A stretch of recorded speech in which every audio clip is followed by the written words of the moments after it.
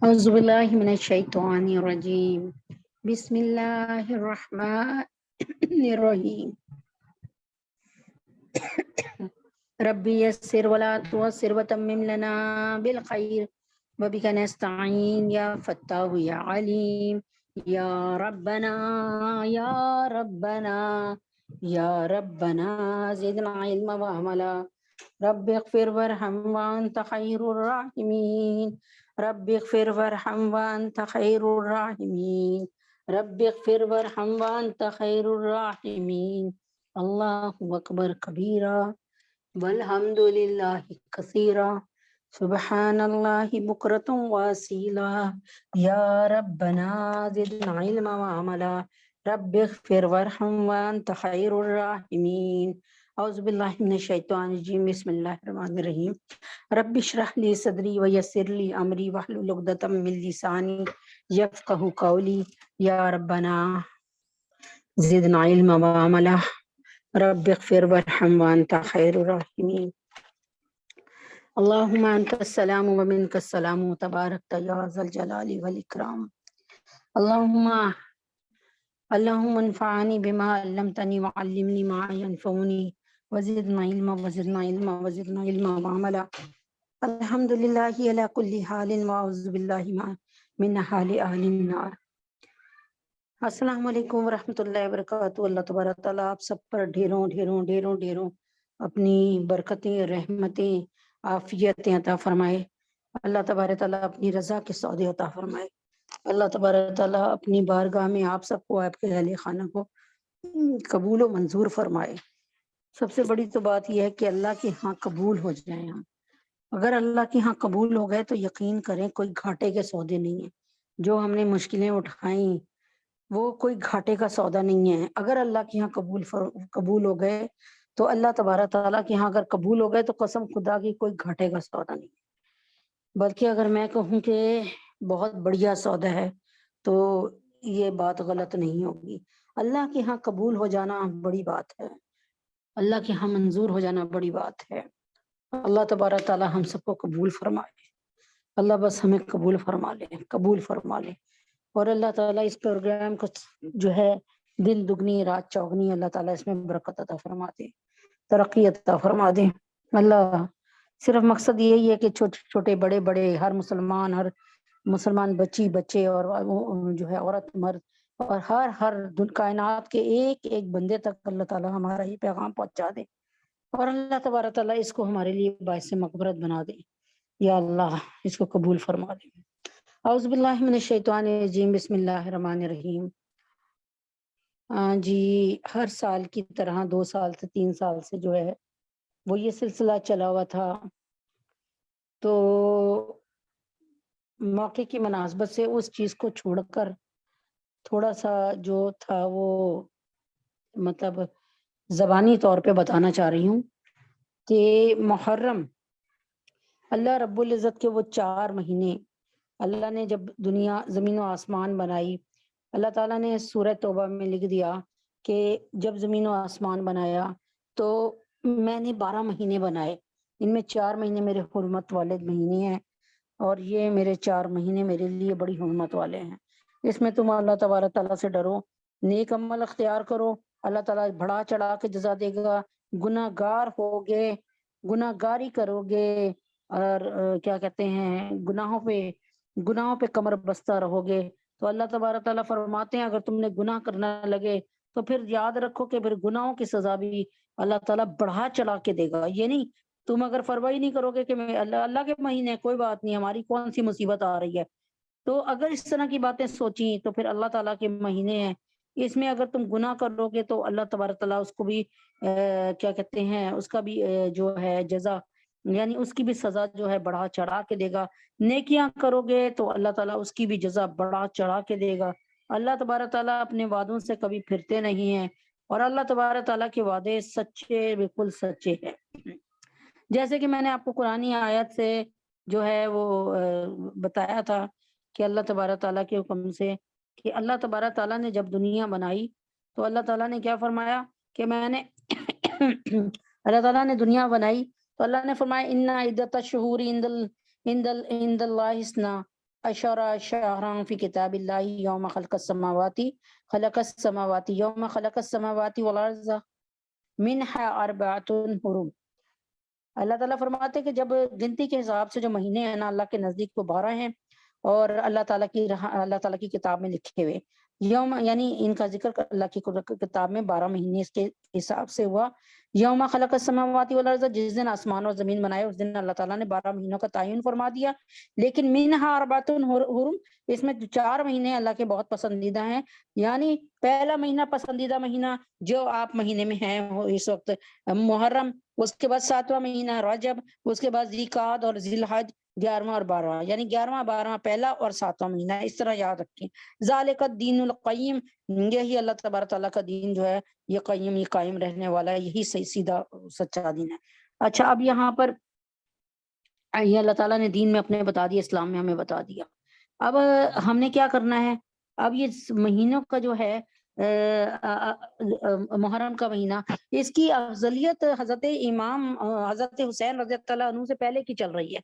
یقین کریں حضرت حسین رضی اللہ عنہ سے پہلے ہی یہ جو ہے وہ مبارک مہینہ تھا. جیسے کہ میں نے آپ کو بتایا کہ روایتوں سے، یعنی کوئی حدیث نہیں ہے میرے پاس اور کوئی اس کا قرآن میں بھی ذکر نہیں ہے، روایتوں سے ہمیں ذکر ملتا ہے کہ اللہ تعالیٰ نے اس 10 محرم میں یا محرم کے مہینے میں بہت سے ایسے اہم کام انجام دیے.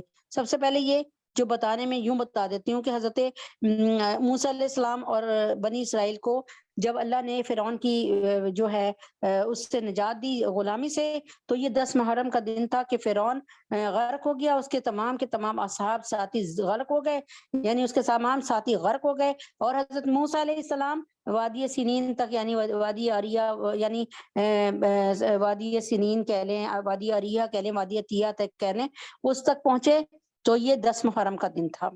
تو یہ اس وقت کا ذکر ہے جب نبی اکرم صلی اللہ علیہ وسلم کی پیدائش ابھی ہوئی بھی نہیں تھی، اس سے بہت پہلے، ہزاروں سال پہلے کی بات تھی، یعنی کئی سال پہلے کی. اس کے بعد اللہ تبارک تعالیٰ کے حکم سے نبی اکرم صلی اللہ علیہ وسلم جب مدینہ شہر میں گئے تو آپ نے دیکھا کہ جو ہے یہودی جو ہے 10 محرم کا روزہ رکھ رہے ہیں. آپ نے پہلے محرم کے روزے فرض تھے، جب روزے رمضان کے روزے فرض ہوئے تو محرم کا 10ویں محرم کا جو روزہ تھا وہ سنیت بن گیا. فرضیت ختم، سنیت یعنی سنت، یعنی اللہ کے نبی نے اس پر روزہ رکھا اس لیے سنیت بن گیا، فرضیت ختم ہو گئی.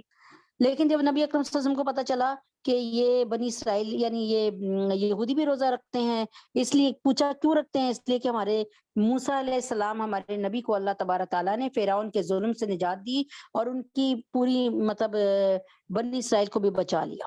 تو اس لیے شکرانے کے طور پہ یعنی خوشی میں رکھتے ہیں. اللہ کے نبی نے فرمایا موسیٰ، یعنی ایک طرح سے موسیٰ علیہ السلام یہودیوں کے یعنی کہ تو نبی تھے نا، نبی اکرم صلی اللہ علیہ وسلم کے تو بھائی تھے نا، تمام نبی آپس میں بھائی ہیں نا، تو کلو مسلم اخو المسلم، اور وہ تو نبی تھے.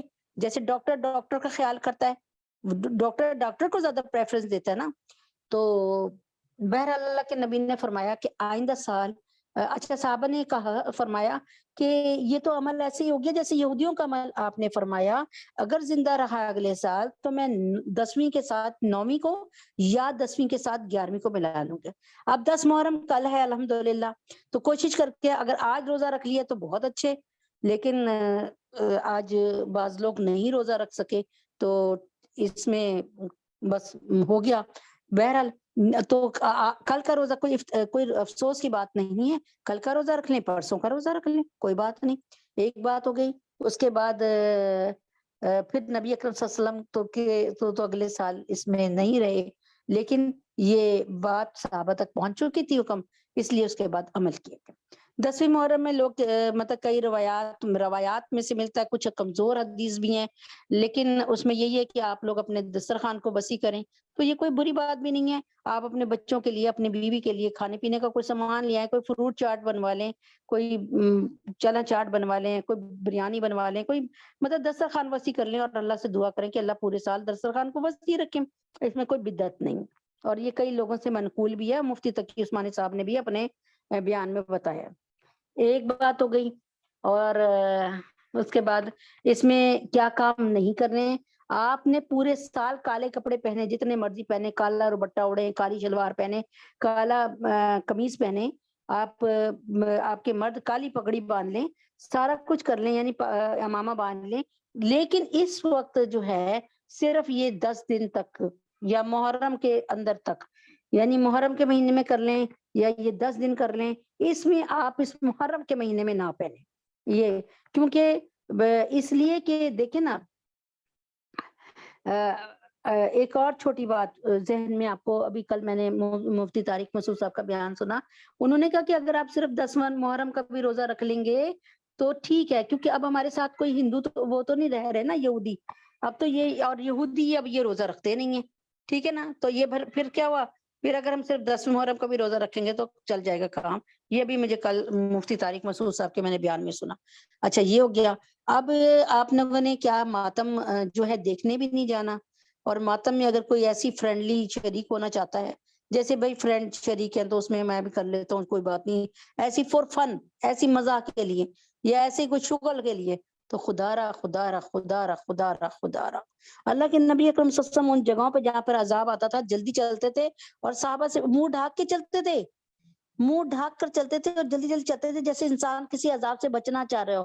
تو حضرت محمد صلی اللہ علیہ وسلم کا یہ عمل تھا، تو آپ یقین کریں یہ تو کوفہ والوں کو اللہ تعالیٰ کی طرف سے ایک لعنت ہے جو وہ پیٹتے ہیں، ایک مطلب جو کہاں سے شروع ہوا یہ آپ کو پتا ہے نا، اہل کوفہ نے کیا نا یہ اس طرح کی حرکتیں، کہ پہلے تو یہ پوری میں ابھی ڈیٹیل آپ کو انشاءاللہ بتاتی ہوں، پتہ چل جائے گا۔ اب آپ لوگوں نے کالے کپڑے نہیں پہنے، اور محرم کو کوئی بھی سبیل نہ لگائیں، کوئی بھی بریانی کچھ دلیم بنا کر، جسے لوگ حلیم کہتے ہیں، لیکن بات اچھی لگی کسی کی کہ حلیم تو اللہ کا نام ہے، تو دلیم کہنا شروع ہو گئے، دالوں سے ملا ہوا دلیم۔ تو کہنے کا کیا مقصد ہے، اگر آپ نے جو ہے یہ بانٹنی ہے اور ہم جیسے بڑے پیٹوں کو کھلانی ہے تو کیا ثواب مل رہا ہے، بدعت کو رواج دیں گے، کلو بدعت ضلالہ کلو ضلالہ فی النار، یعنی اگر ہر بدعت جو ہے گمراہی ہے، اسلام میں کوئی بھی نئی بات جو آپ نکالیں گے نا، ایک مثال ہے، آپ کہیں گے کہ حضرت محمد صلی اللہ علیہ وسلم تکبیر پڑھ کر بکرا ذبح کرتے تھے، تکبیر تو چھوٹی سی چیز ہے، بس اللہ اکبر اللہ اکبر اللہ اکبر لا الہ الا اللہ واللہ اکبر، یعنی یہ بہت چھوٹا ہے، تو میں تو یاسین پڑھ کے بکرا ذبح کروں گی، بلا شبہ بہت اچھا کلام پڑھ رہی ہیں، لیکن نبی پاک صلی اللہ علیہ وسلم سے ٹریک سے، ان کے رستے سے ہٹ رہی ہیں، اس لیے یہ بدعت ہوئی، اور کلو بدعت ضلالہ، ہر قسم کی بدعت گمراہی ہے، اور گمراہی کہاں لے کے جائے گی، آگ میں لے کے جائے گی، اور کہاں لے کے جائے گی، کلو ضلالہ فی النار، آگ میں لے کے جائے گی۔ چنانچہ کوئی بھی نیک عمل جو نبی اکرم صلی اللہ علیہ وسلم نے نہ کیا اس کو مت اپنائیں، یہ دیکھیں کہ وہ نبی پاک صلی اللہ علیہ وسلم، جیسے اب آپ کہیں کہ بھائی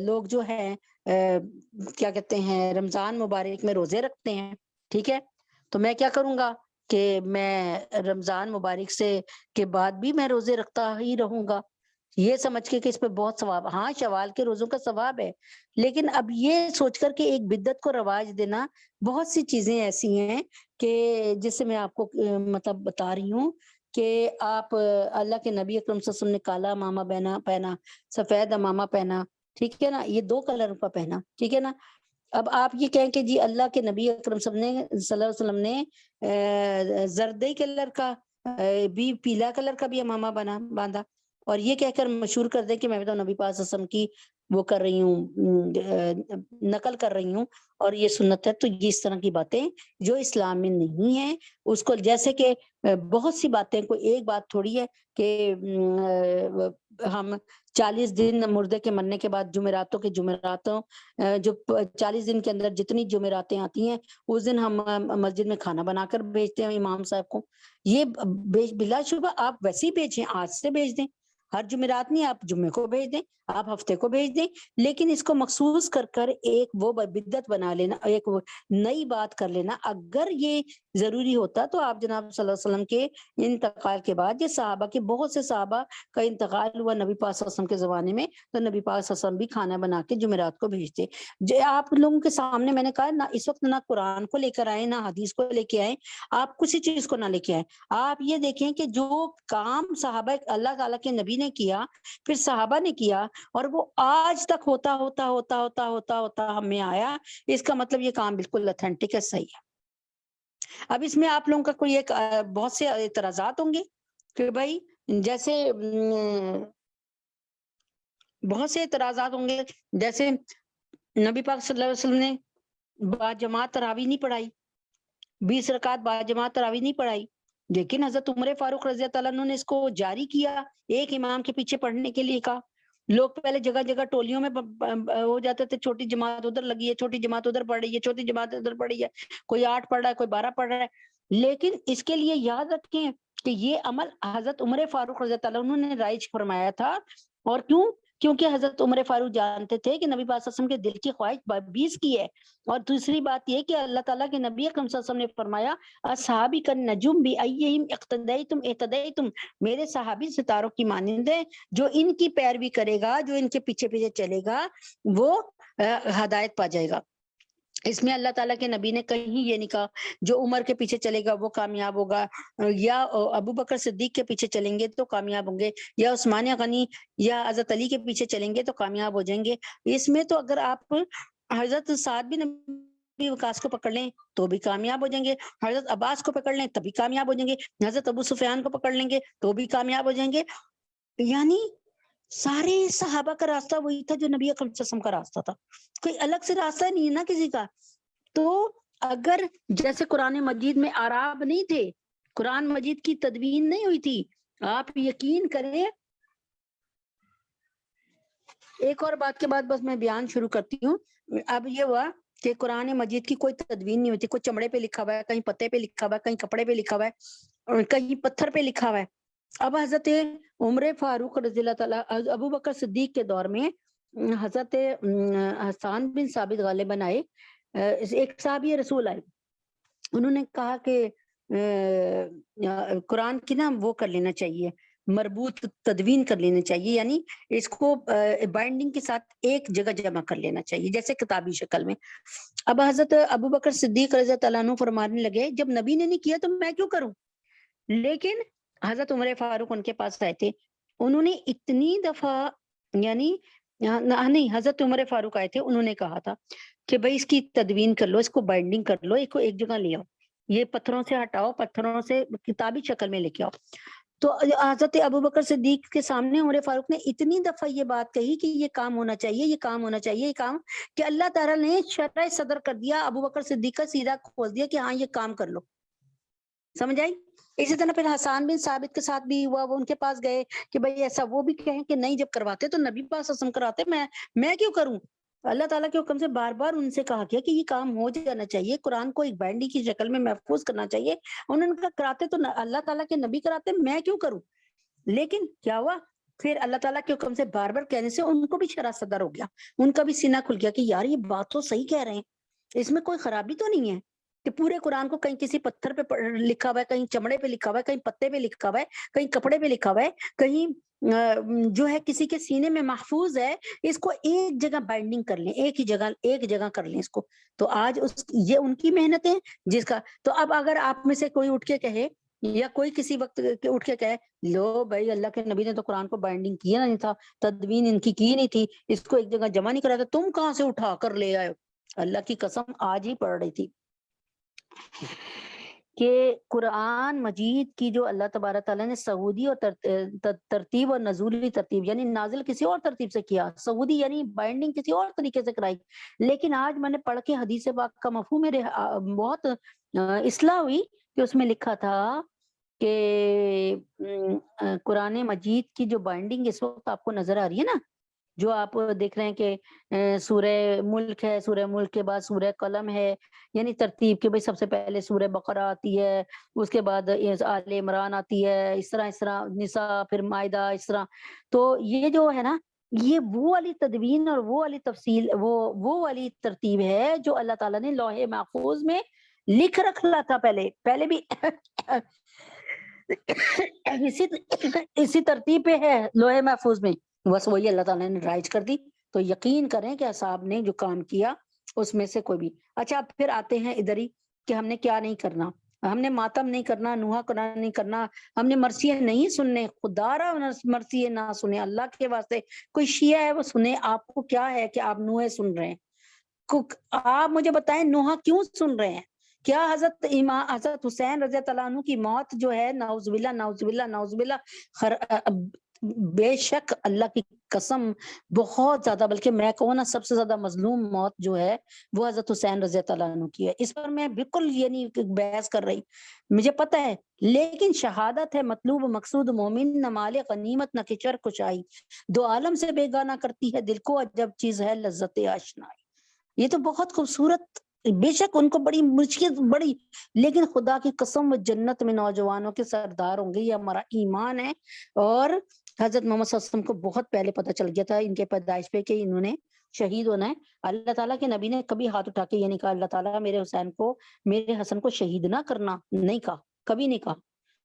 اللہ تعالیٰ ان کو پتا تھا، لیکن انہوں نے کوئی دعا نہیں کی. اب آگے چلتے ہیں، اسی طرف آتے ہیں جس طرف آنا چاہ رہی تھی کہ آپ نے کیا نہیں کرنا وہ بتا دیا ہے.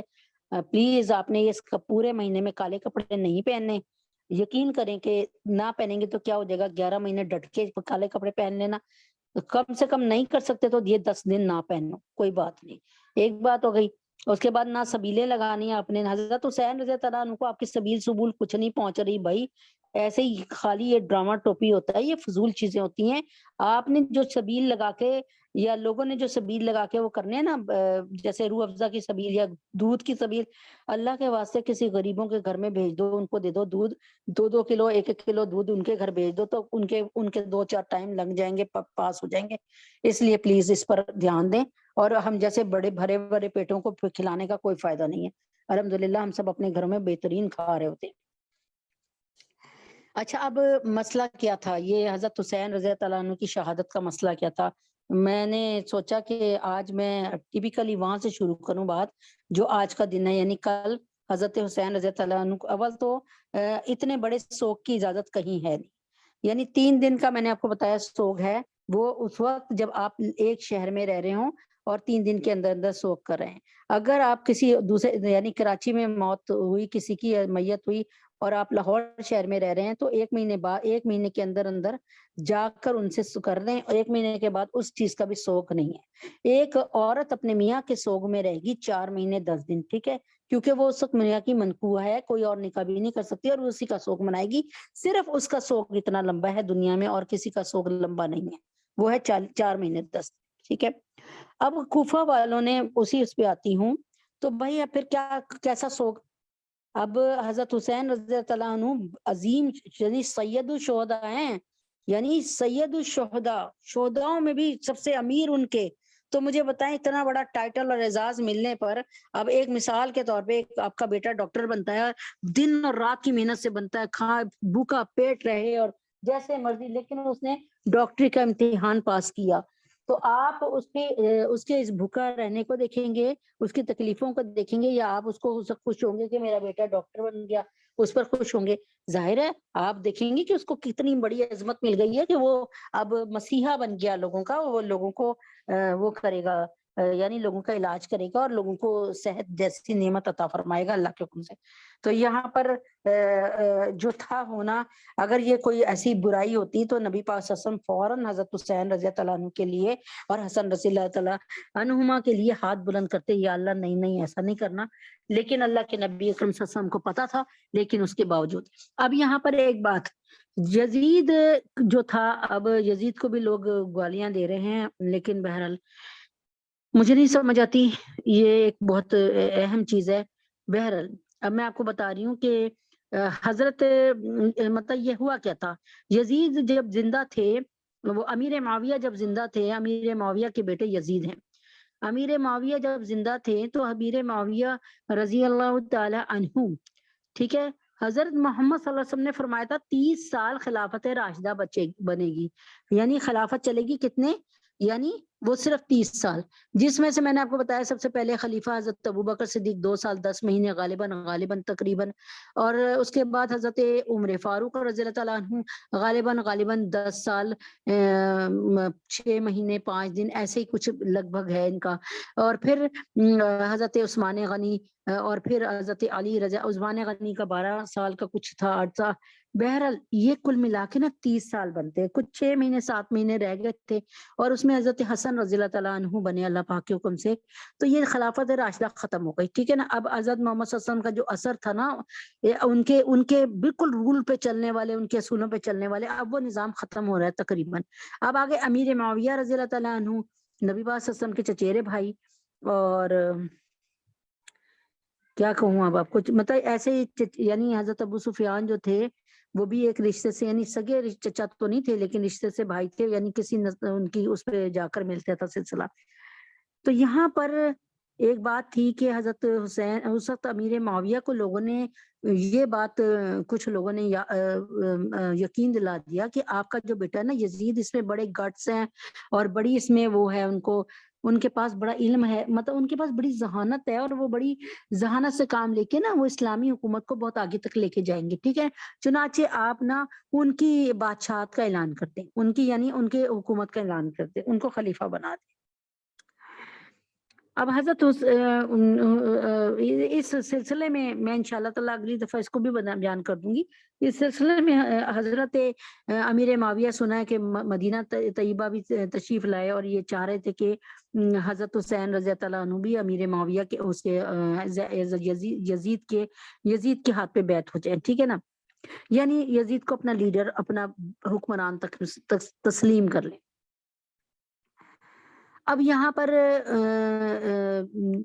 یہ تھا کہ حضرت حسین رضی اللہ عنہ اور حضرت عمر فاروق رضی اللہ عنہ کے بیٹے عبداللہ ابن عمر، حضرت ابو بکر کے بیٹے عبد الرحمن بن ابی بکر، اور اس وقت چچا عباس کے بیٹے حضرت محمد صلی اللہ علیہ وسلم کے چچا عباس، حضرت عباس کے بیٹے ابن عباس، عبداللہ ابن عباس بھی زندہ سلامت کھڑے تھے، اور حضرت حسین رضی اللہ عنہ بھی زندہ سلامت کھڑے تھے۔ اگر کسی کو اس وقت خلیفہ بنایا جاتا تو وہ صرف حضرت حسین رضی اللہ تعالیٰ عنہ تھے، وہ نواسہ رسول تھے۔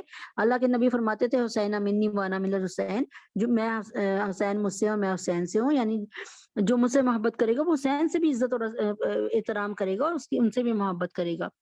بہرحال یہاں پر اس بیچ میں نا حضرت امیر معاویہ رضی اللہ تعالیٰ، ابھی کوئی فیصلہ نہیں ہوا کہ کس کو، یعنی انہوں نے تو سب نے یہ بات کہہ دی کہ حضرت محمد صلی اللہ علیہ وسلم نے کہیں یہ نہیں بتایا گیا کہ جیسے کیسر و کسرا کرتے ہیں کہ ایک بادشاہ مر گیا تو اس کا بیٹا جو ہے تخت سنبھال لے گا، حکومت سنبھال لے گا۔ یہ تو غیر مسلموں کا قاعدہ قانون ہے کہ بیٹا باپ مرا تو بیٹا آ جائے گا۔ تو اور اس زمانے میں جب سورج طلوع ہوتا تھا نا تو وہ سب سے بہترین انسانوں پہ جو اس کی روشنی پڑتی تھی، ان میں حضرت حسین تھے، حضرت میں نے ابھی بتایا عبد الرحمن بن نبی بکر تھے، عبداللہ ابن عباس تھے، حضرت عبداللہ ابن عمر تھے، یعنی ایسے لوگ جیت صحابت تھے، ابھی زندہ سلامت تھے، ٹھیک ہے۔ تو یہ بات انہوں نے کہا کہ بھئی ہم تو نہیں ایسے کریں گے۔ اور اس کے بعد بتایا کہ جب نبی اکرم صلی اللہ علیہ وسلم کا دم رخصت تھا تو نبی اکرم صلی اللہ علیہ وسلم نے کسی ایک کو بھی نہیں یہ کہا کہ تم میرے بعد ابو بکر کو خلیفہ بنانا۔ ہاں، نبی پاک صلی اللہ علیہ وسلم کا عمل کیا تھا؟ میں نے پڑھا کہ 17 نمازیں آپ کی زندگی میں، اللہ تعالیٰ کے نبی اکرم صلی اللہ علیہ وسلم کی زندگی میں 17 نمازیں حضرت ابو بکر صدیق نے پڑھائی۔ حضرت محمد صلی اللہ علیہ وسلم کو پتا ہے کہ میرے بعد اس وقت کوئی کھڑا ہے تو ابو بکر کھڑا ہے، خود نبی پاک صلی اللہ علیہ وسلم بھی ان کے پیچھے نماز پڑھ رہے ہیں۔ تو میرا کہنے کا کیا مطلب ہے، حالانکہ وہ ان کو دیکھ کر حضرت ابو بکر پیچھے ہوئے، لیکن آپ نے ہاتھ سے ان کو آگے کر دیا کہ بھئی تم پڑھاؤ۔ تو کہنے کا کیا مطلب ہے، حضرت ابو بکر، حضرت محمد صلی اللہ علیہ وسلم کے اس عمل سے پتہ چل رہا تھا کہ ابو بکر ہی اگلے خلیفہ ہونے چاہیے۔ ابو بکر ہو گئے، سب نے اس کو بہت اچھی طرح مانا، کوئی بھی اس میں وہ نہیں ہوا کہ بھئی نہیں ابو بکر کو کیوں بنا رہے ہو، یہ نہیں وہ نہیں۔ حضرت ابو بکر صدیق نے عمر فاروق کا مرنے سے پہلے نام لے لیا، بھئی عمر کو بنا دینا خلیفہ۔ کیوں؟ حضرت محمد صلی اللہ علیہ وسلم کا جب انتقال ہو رہا تھا تو ان کو اپنے چچا زاد بھائی اور اپنے داماد نظر نہیں آئے حضرت علی رضی اللہ تعالیٰ عنہ؟ کیا حضرت محمد صلی اللہ علیہ وسلم کہہ نہیں سکتے تھے کہ اب میرے بعد علی کو بنانا، کیونکہ یہ میرا اہل بیت میں سے ہے، یہ میرا داماد ہے، یہ میرے چچا کا بیٹا ہے؟ نہیں، کچھ بھی نہیں کہا، بلکہ ان کے بالکل ہی ابو بکر صدیق بنے، حضرت علی نہیں بنے، ٹھیک ہے۔ اس کے بعد حضرت ابو بکر صدیق رضی اللہ عنہ نے اپنے بیٹے ابو بکر عبد الرحمن بن ابی بکر کا نام نہیں لیا، کس کا نام لیا؟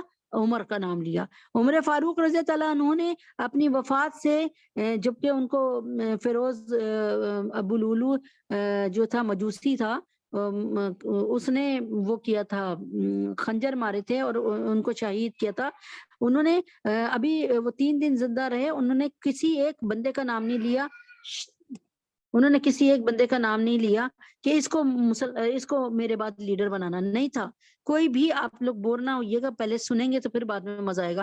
یعنی ان میں سے کسی ایک کو بھی نہیں کہا بھائی اس کو بنا دینا، بھائی اس کو بنا دینا، ایسے نہیں کہا، بلکہ حضرت عمر فاروق نے کہا یہ 6 لوگوں کے نام بتا رہا ہوں، ان میں سے یہ ان سے کہنا کہ سر جوڑ کر بیٹھ جائیں اور اللہ سے مدد مانگے، اور اس کے بعد جس کا یہ فیصلہ کر لیں نا، جس بندے پہ یہ ہاتھ رکھ لیں، بس اسی کو بنا لینا، ٹھیک ہے؟ تو حضرت عثمان غنی بن گئے، ٹھیک ہے؟ تو حضرت علی کب بنے؟ یعنی ان چاروں میں سب سے آخر میں، یعنی چوتھے خلیفت کون تھے؟ حضرت علی تھے۔ تو کہنے کا کیا مطلب ہے کہ یہ نہیں تھا کہ اگر کوئی مرے تو اس کے بعد اس کا بیٹا بن جائے، تو یزید مرا تو یزید وہ امیر معاویہ کا انتقال ہوا تو یزید کہاں سے بن رہا ہے؟ جبکہ یزید سے بہت زیادہ بہتر انسان، کائنات کا سب سے بہترین انسان جو اس وقت زندہ سلامت تھے، وہ تھے حضرت حسین رضی اللہ تعالیٰ عنہ۔ اب کوفہ کے لوگوں نے حضرت حسین رضی اللہ تعالیٰ عنہ کو خط لکھ کر بھیجا کہ آپ آئیں کوفہ میں، ہم نے یزید کی بیعت نہیں کرنی، ہم ایک اچھا حکمران چاہتے ہیں جو پوری روئے زمین پر نافذ کرے اسلام کو۔ حضرت کیا کہتے ہیں حسین رضی اللہ تعالیٰ عنہ کو بورا بھر کے یہ خط آئے، قاصد بھی آئے، خط بھی نہیں صرف قاصد بھی آئے۔ اب حسین اب جو ہے کیا ہوا کہ حضرت امیر معاویہ کا انتقال ہو گیا، تو لا محالہ فوراً ہی یزید آ گیا سیٹ پر، ٹھیک ہے نا؟ اب کوفہ کے لوگوں نے لکھا کہ بھائی ہم یزید کے ہاتھ پہ بیعت نہیں کرنا چاہتے، آپ چلیں۔ حضرت حسین رضی اللہ عنہ نے اپنے بھائی مسلم بن عقیل کو بھیجا کہ جاؤ مسلم بن عقیل تم حالات کو دیکھو پھر میں آتا ہوں۔ آپ یقین کریں ایک صحابی رسول جو سب زندہ تھے، انہوں نے آگے ہاتھ جوڑ کے کہا خدا کے واسطے مت جائیں، اللہ کے واسطے نہ جائیں، کوفہ والوں نے آپ کے والد کو بھی مار دیا، یہ آپ کو بھی ختم کر دیں گے، نہ جائیں۔ لیکن آپ کیوں گئے؟ آپ نے اتمام حجت کرنے کے لیے گئے کہ کل کو یہ نہ کہہ سکیں کہ یزید ہمارا لیڈر بنا اور یزید نے ہمیں غلط کاموں پہ لگا دیا۔ آپ اگر آ جاتے حضرت حسین تو ہماری زندگیاں سنور جاتی۔ کوئی قیامت کی صبح تک ووٹ ڈالنے کا مسئلہ تھا، جو بات سمجھا رہی ہوں، ووٹ ڈالنا تھا، ووٹ دینا تھا۔ اس لیے حضرت حسین رضی اللہ تعالیٰ عنہ نے اتنی جو ہے نا تمام کے تمام شہادت کو بھی گلے لگایا۔ اب کوفہ والوں کے نام حضرت حسین کا خط اور قاصد کی دلیرانہ شہادت سنیے۔ کیس جب یہ خط لے کر قادسیہ تک پہنچے تو یہاں ابن زیاد کی پولیس کے انتظامات تھے، ان کو کیس کو گرفتار کر کے ابن زیاد کے پاس بھیج دیا۔ ابن زیاد اچھا مسلم بن عقیل کے ساتھ کیا ہوا؟ انتہا سے زیادہ کہتے ہیں چھت پر لے جا کر ان کو دھکا دے دیا گیا۔ مسلم بن عقیل کی ایسی شہادت ہوئی ہے، مظلومانہ شہادت۔ مسلم بن عقیل ان کے چچا و زاد بھائی تھے حضرت حسین رضی اللہ تعالیٰ عنہ کے، اللہ تعالیٰ کمی پیشی کو معاف کرے۔ تو اب کیا ہوا کہ لیکن مسلم بن عقیل نے جب دیکھا نا کوفے والوں نے ان کے ہاتھ پہ بیعت کر لی اور ایک دن میں ہزاروں کوفے والوں نے بیعت کی، تو آپ نے بڑے آرام سے خط لکھ دیا کہ آ جائیں، یہاں کے حالات بہت اچھے ہیں۔ لیکن حالات نے جو پلٹا کھایا اس کی خبر حضرت حسین رضی اللہ تعالیٰ عنہ کو مسلم بن عقیل نہیں دے سکے۔ ہاں روتے تھے مرنے سے اپنی وفات سے پہلے کہ کوئی جا کر حضرت حسین کو بتا دے کہ وہ وہاں سے مدینے سے نہ نکلیں اور ان کو بچا لو، کسی طرح سے حسین کو بچا لو۔ تو کیا ہوا؟ مسلم بن عقیل کو تو شہادت مل گئی اور ان کے ساتھ ان کے بچوں کو بھی مل گئی۔ کیس جب یہ خط لے کر قادسیہ تک پہنچے، میں نے آپ کو بتایا، میں نے شروع کا جو ہے نا اس کا وہ ابتدایہ وہ آپ کو زبانی بتایا، آگے میں آپ کو بتا رہی ہوں کہ آگے حضرت حسین چل پڑے تھے۔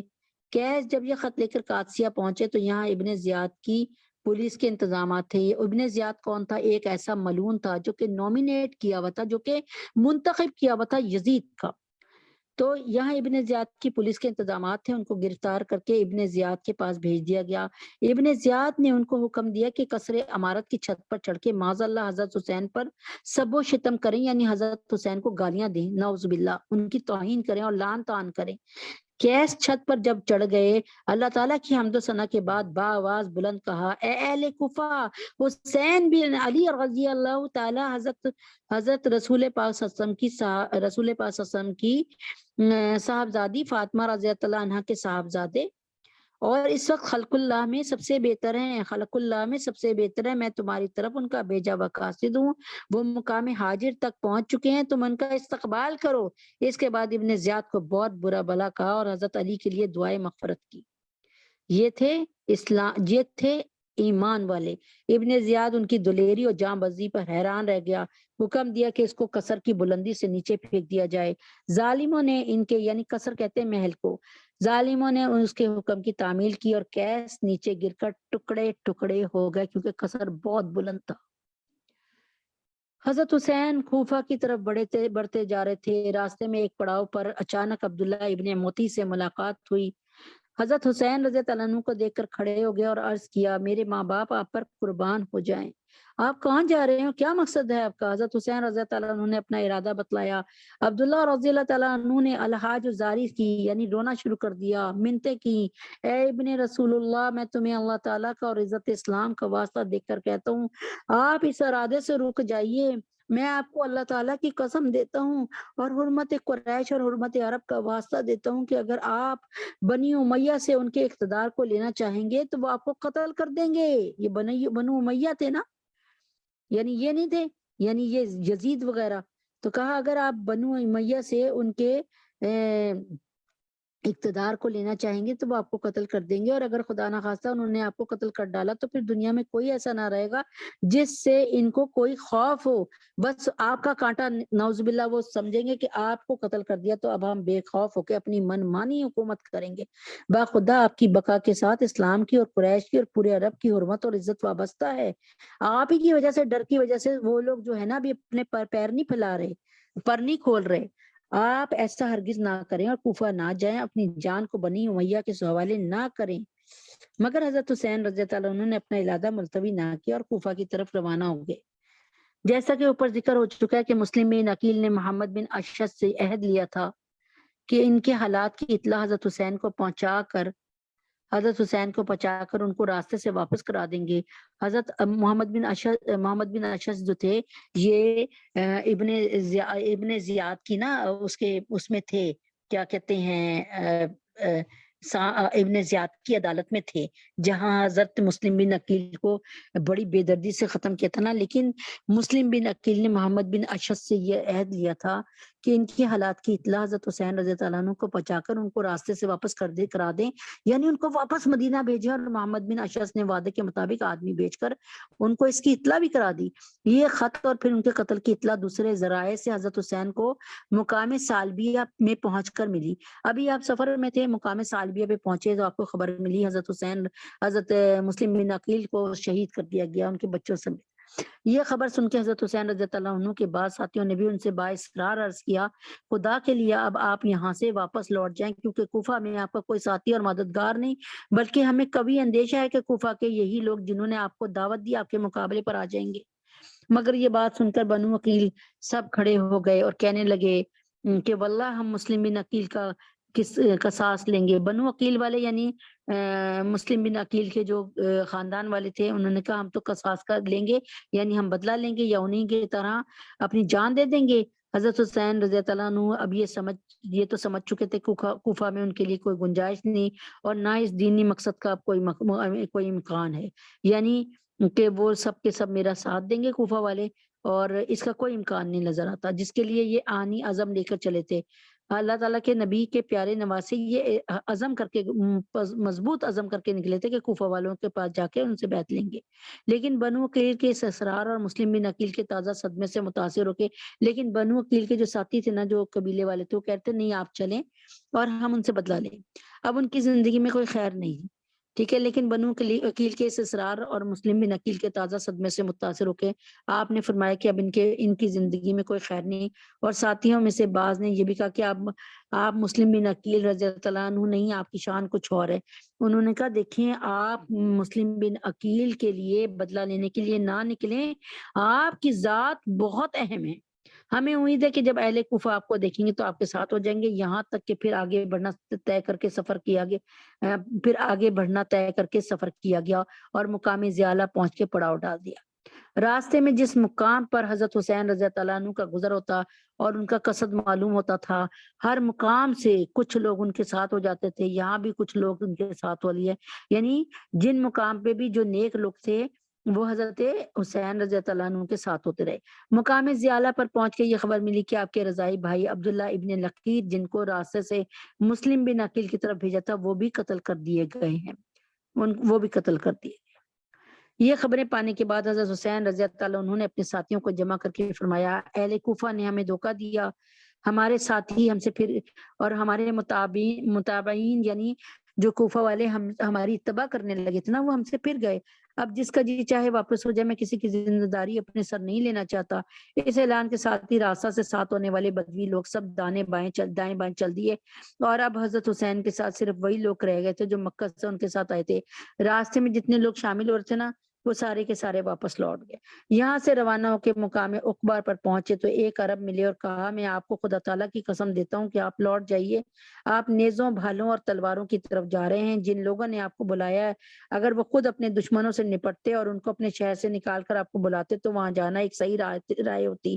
یعنی یہ کوفہ والے اگر یزید کا خاتمہ کر دیتے اور یعنی ایسے کرپٹڈ لوگوں کا خاتمہ کر دیتے تو پھر ہم خود آپ کے ساتھ نہ، یعنی پھر آپ جاتے، یعنی آپ کے راستے کے سارے پتھر ہٹا دیتے، پھر آپ جاتے. لیکن اس حال میں کسی طرح آپ کا جانا مناسب نہیں ہے. کوفہ والوں کو خود نپٹنے دیں ان سے. حضرت حسین نے فرمایا، جو تم کہہ رہے ہو مجھ پر بھی پوشیدہ نہیں، لیکن تقدیر الہی پہ کوئی غالب نہیں آ سکتا. حضرت حسین اور ان کے ساتھی چل رہے تھے کہ دوپہر کے وقت دور سے کچھ چیزیں حرکت کرتی نظر آئیں. غور کرنے پہ معلوم ہوا گھوڑے سوار فوج ہے. یہ دیکھ کر حضرت حسین اور ان کے ساتھیوں نے ایک پہاڑی کے قریب پہنچ کر محاذ بنا لیا. یہ حضرات محاذ کی تیاری میں مصروف ہی تھے کہ 1000 گھوڑے سوار فوج حر بن یزید کی قیادت میں مقابلے پہ آ گئی اور ان کے مقابلے پہ آ کر پڑاؤ ڈال دیا. حضرت حسین رضی اللہ عنہ نے اپنے صاحب سے فرمایا، سب لوگ خوب پانی پی کر اور گھوڑوں کو پلا کر سیراب ہو جاؤ. حر بن یزید کو حسین بن نمیر نے 1000 سواروں کی فوج دیکھ کر قادسیہ سے بھیجا تھا. یہ اور اس کا لشکر آ کر حضرت حسین رضی اللہ عنہ کے مقابل ٹھہر کے لڑنے کے لیے آیا تھا، یہاں تک کہ ظہر کی نماز کا وقت ہو گیا. حضرت حسین رضی اللہ عنہ نے اپنی مؤذن کو اذان دینے کا حکم دیا اور سب نماز کے لیے جمع ہو گئے. اس موقع پہ بھی اذان اور نماز سے نہیں ہٹے حضرت حسین. تو حضرت حسین نے فریق مقابل کو سنانے کے لیے ایک تقریر فرمائی. حضرت حسین چاہ رہے تھے کہ دشمن یہ تقریر سن لیں، جس میں حمد و صلات کے بعد آپ نے فرمایا، اے لوگوں، میں اللہ تعالیٰ کے سامنے اور تمہارے سامنے یہ عذر ہوں کہ میں نے اس وقت تک یہاں آنے کا ارادہ نہیں کیا جب تک تمہارے بے شمار خطوط اور وفود میرے پاس نہیں پہنچ گئے. میں اپنی مرضی سے نہیں تمہارے پاس آیا ہوں. جن میں یہ بیان کیا گیا تھا کہ اس وقت تک ہمارا کوئی امام اور امیر نہیں ہے، آپ آ جائیں تو امید ہے اللہ تعالیٰ آپ کو ہماری ہدایت کا ذریعہ بنا دے. میں تمہارے بلانے پر آیا ہوں کوفہ والوں. اب اگر تم اپنے وعدوں اور عہدوں پر قائم ہو تو میں تمہارے شہر کوفہ میں آ جاتا ہوں، اور اگر تمہاری رائے بدل گئی ہے اور میرا آنا تمہیں ناگوار ہے تو میں جہاں تھا وہیں سے واپس چلا جاتا ہوں. تقریر سن کر سب خاموش رہے. حضرت حسین رضی اللہ عنہ نے مؤذن کو اقامت کہنے کا حکم دیا اور حر بن یزید سے خطاب کر کے فرمایا، تم اپنے لشکر کے ساتھ علیحدہ نماز پڑھو گے یا ہمارے ساتھ؟ حر نے کہا، نہیں، آپ ہی نماز پڑھائیں، ہم سب آپ کے پیچھے نماز پڑھیں گے. اور حضرت حسین رضی اللہ عنہ نے نماز ظہر پڑھائی اور پھر اپنی جگہ تشریف لے گئے. حر بن یزید اپنی جگہ چلے گئے. اس کے بعد نماز عصر کا وقت آیا تو حضرت حسین رضی اللہ تعالیٰ عنہ نے نماز پڑھائی اور سب شریک جماعت ہو گئے. عصر کے بعد پھر حسین رضی اللہ تعالیٰ عنہ نے نماز پڑھائی اور سب شریک جماعت ہوئے. عصر کے بعد پھر حضرت حسین نے خطبہ دیا. خطبہ میں حمد و ثنا کے بعد فرمایا، اے لوگوں، اگر تم اللہ سے ڈرو اور اہل حق کا حق پہچانو تو وہ اللہ تعالیٰ کی رضا کا سبب ہوگا.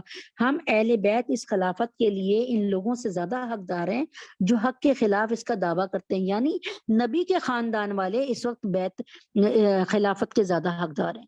اور یہ بھی حضرت حسین یوں نہیں آئے تھے کہ نعوذ باللہ ان کو چاہیے جیسے ہمارے حکمران ایک کرسی کے لیے ایسے لڑ رہے ہیں کہ ایک دوسرے کی ماں بہن کو نہیں چھوڑ رہے.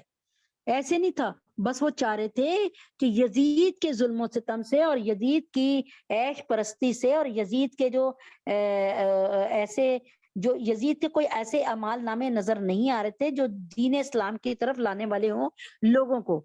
ان لوگوں سے زیادہ تو کیا فرمایا، ان لوگوں سے زیادہ حقدار ہیں جو حق کے خلاف اس کا دعویٰ کرتے ہیں اور تم پر ظلم و فجور کی حکومت کرتے ہیں. یعنی تمہیں جو ہے عزت آزادی رائے نہیں دے رہے اور اگر تمہیں ہمیں ناپسند کرتے ہو اور ہمارے حق سے جاہل ہو، یعنی تمہیں ہمارا حق نہیں پتا، اس سے لا علم ہو، اور اب تمہاری رائے وہ نہیں رہی جو تمہارے خطوط میں لکھی تھی اور تمہارے قاصدوں نے مجھ تک پہنچائی تھی، تو میں لوٹ جاتا ہوں۔ اس وقت یہ پھر ایک اور خطبہ دیا کہ دیکھو میں تو تمہارے بلانے پہ آیا ہوں، تم لوگ چاہ رہے تھے کہ میں یہاں پر آ جاؤں اور میں اس کا کیا کہتے ہیں یہاں پر کوفہ کی طرف آ جاؤں، اور شام پر جو ہے شام پر جو یزید نے حکومت کی ہوئی ہے وہ آ کر میں سنبھال لوں، اور میں تاکہ بہترین اسلامی حکومت قائم کر سکوں۔ اس وقت حر بن یزید نے کہا ہمیں ان خطوط اور وفود کی کچھ خبر نہیں، ہمیں تو نہیں پتا کہ آپ کو خط لکھے گئے کہ وہ کیا ہے اور کس نے لکھے ہیں۔ حضرت حسین نے 2 تھیلے خطوط سے بھرے ہوئے نکالے اور ان لوگوں کے سامنے انڈیل دیا۔ حر نے کہا بہرحال ہم ان خطوط کو لکھنے والے نہیں ہیں، ہمیں امیر کی طرف سے یہ حکم ملا ہے کہ ہم آپ کو اس وقت تک نہ چھوڑیں جب تک ابن زیاد کے پاس کوفہ نہ پہنچا دیں۔ حضرت حسین نے جواب دیا کہ اس سے تو موت بہتر ہے۔ اس کے بعد حضرت حسین رضی اللہ تعالیٰ عنہ نے اپنے ساتھیوں کو حکم دیا کہ سوار ہو جائیں اور واپس لوٹ جائیں، مگر اب حر بن یزید نے اس ارادے سے روکا تو حضرت حسین رضی اللہ عنہ کی زبان سے نکلا تمہاری ماں تمہیں روئے کیا، تم کیا چاہتے ہو؟ حر بن یزید نے کہا بخدا اگر تمہارے سوا کوئی دوسرا آدمی میری ماں کا نام لیتا تو میں اسے بتا دیتا اور اس کی ماں کا اسی طرح ذکر کرتا، لیکن تمہاری ماں کو برائی کے ساتھ ذکر کرنا، یعنی حضرت بی بی فاطمہ رضی اللہ عنہ کو برائی کے ساتھ ذکر کرنا کسی کی قدرت میں نہیں۔ حضرت حسین نے فرمایا اچھا بتاؤ تمہارا کیا ارادہ ہے؟ حر بن یزید نے کہا ارادہ یہ ہے کہ آپ کو ابن زیاد کے پاس پہنچا دوں۔ حضرت حسین نے فرمایا رضی اللہ عنہ نے تو پھر میں تمہارے ساتھ ہرگز نہ جاؤں گا۔ حر نے کہا تو پھر میں آپ کو باخدا نہ چھوڑوں گا۔ کچھ دیر تک یہی جنگ جاری رہی، پھر حر نے کہا مجھے آپ سے قتال کرنے کا حکم نہیں دیا گیا، میں آپ سے لڑنے نہیں آیا ہوں بلکہ آپ کو پہنچانے آیا ہوں ابن زیاد تک، بلکہ حکم ہے کہ میں آپ سے اس وقت تک جدا نہ ہوں جب تک آپ کو کوفہ نہ پہنچا دوں۔ اس لیے آپ ایسا کر سکتے ہیں کہ کوئی ایسا راستہ اختیار کریں جو نہ کوفہ پہنچائے نہ مدینہ، یہاں تک کہ میں ابن زیاد کو خط لکھوں اور آپ بھی یزید کو یا ابن زیاد کو لکھیں، یعنی میں آپ کو مدینہ واپس نہیں جانے دوں گا، کوئی ایسا راستہ اختیار کر لیں کہ آپ میری نظر میں رہیں، ٹھیک ہے؟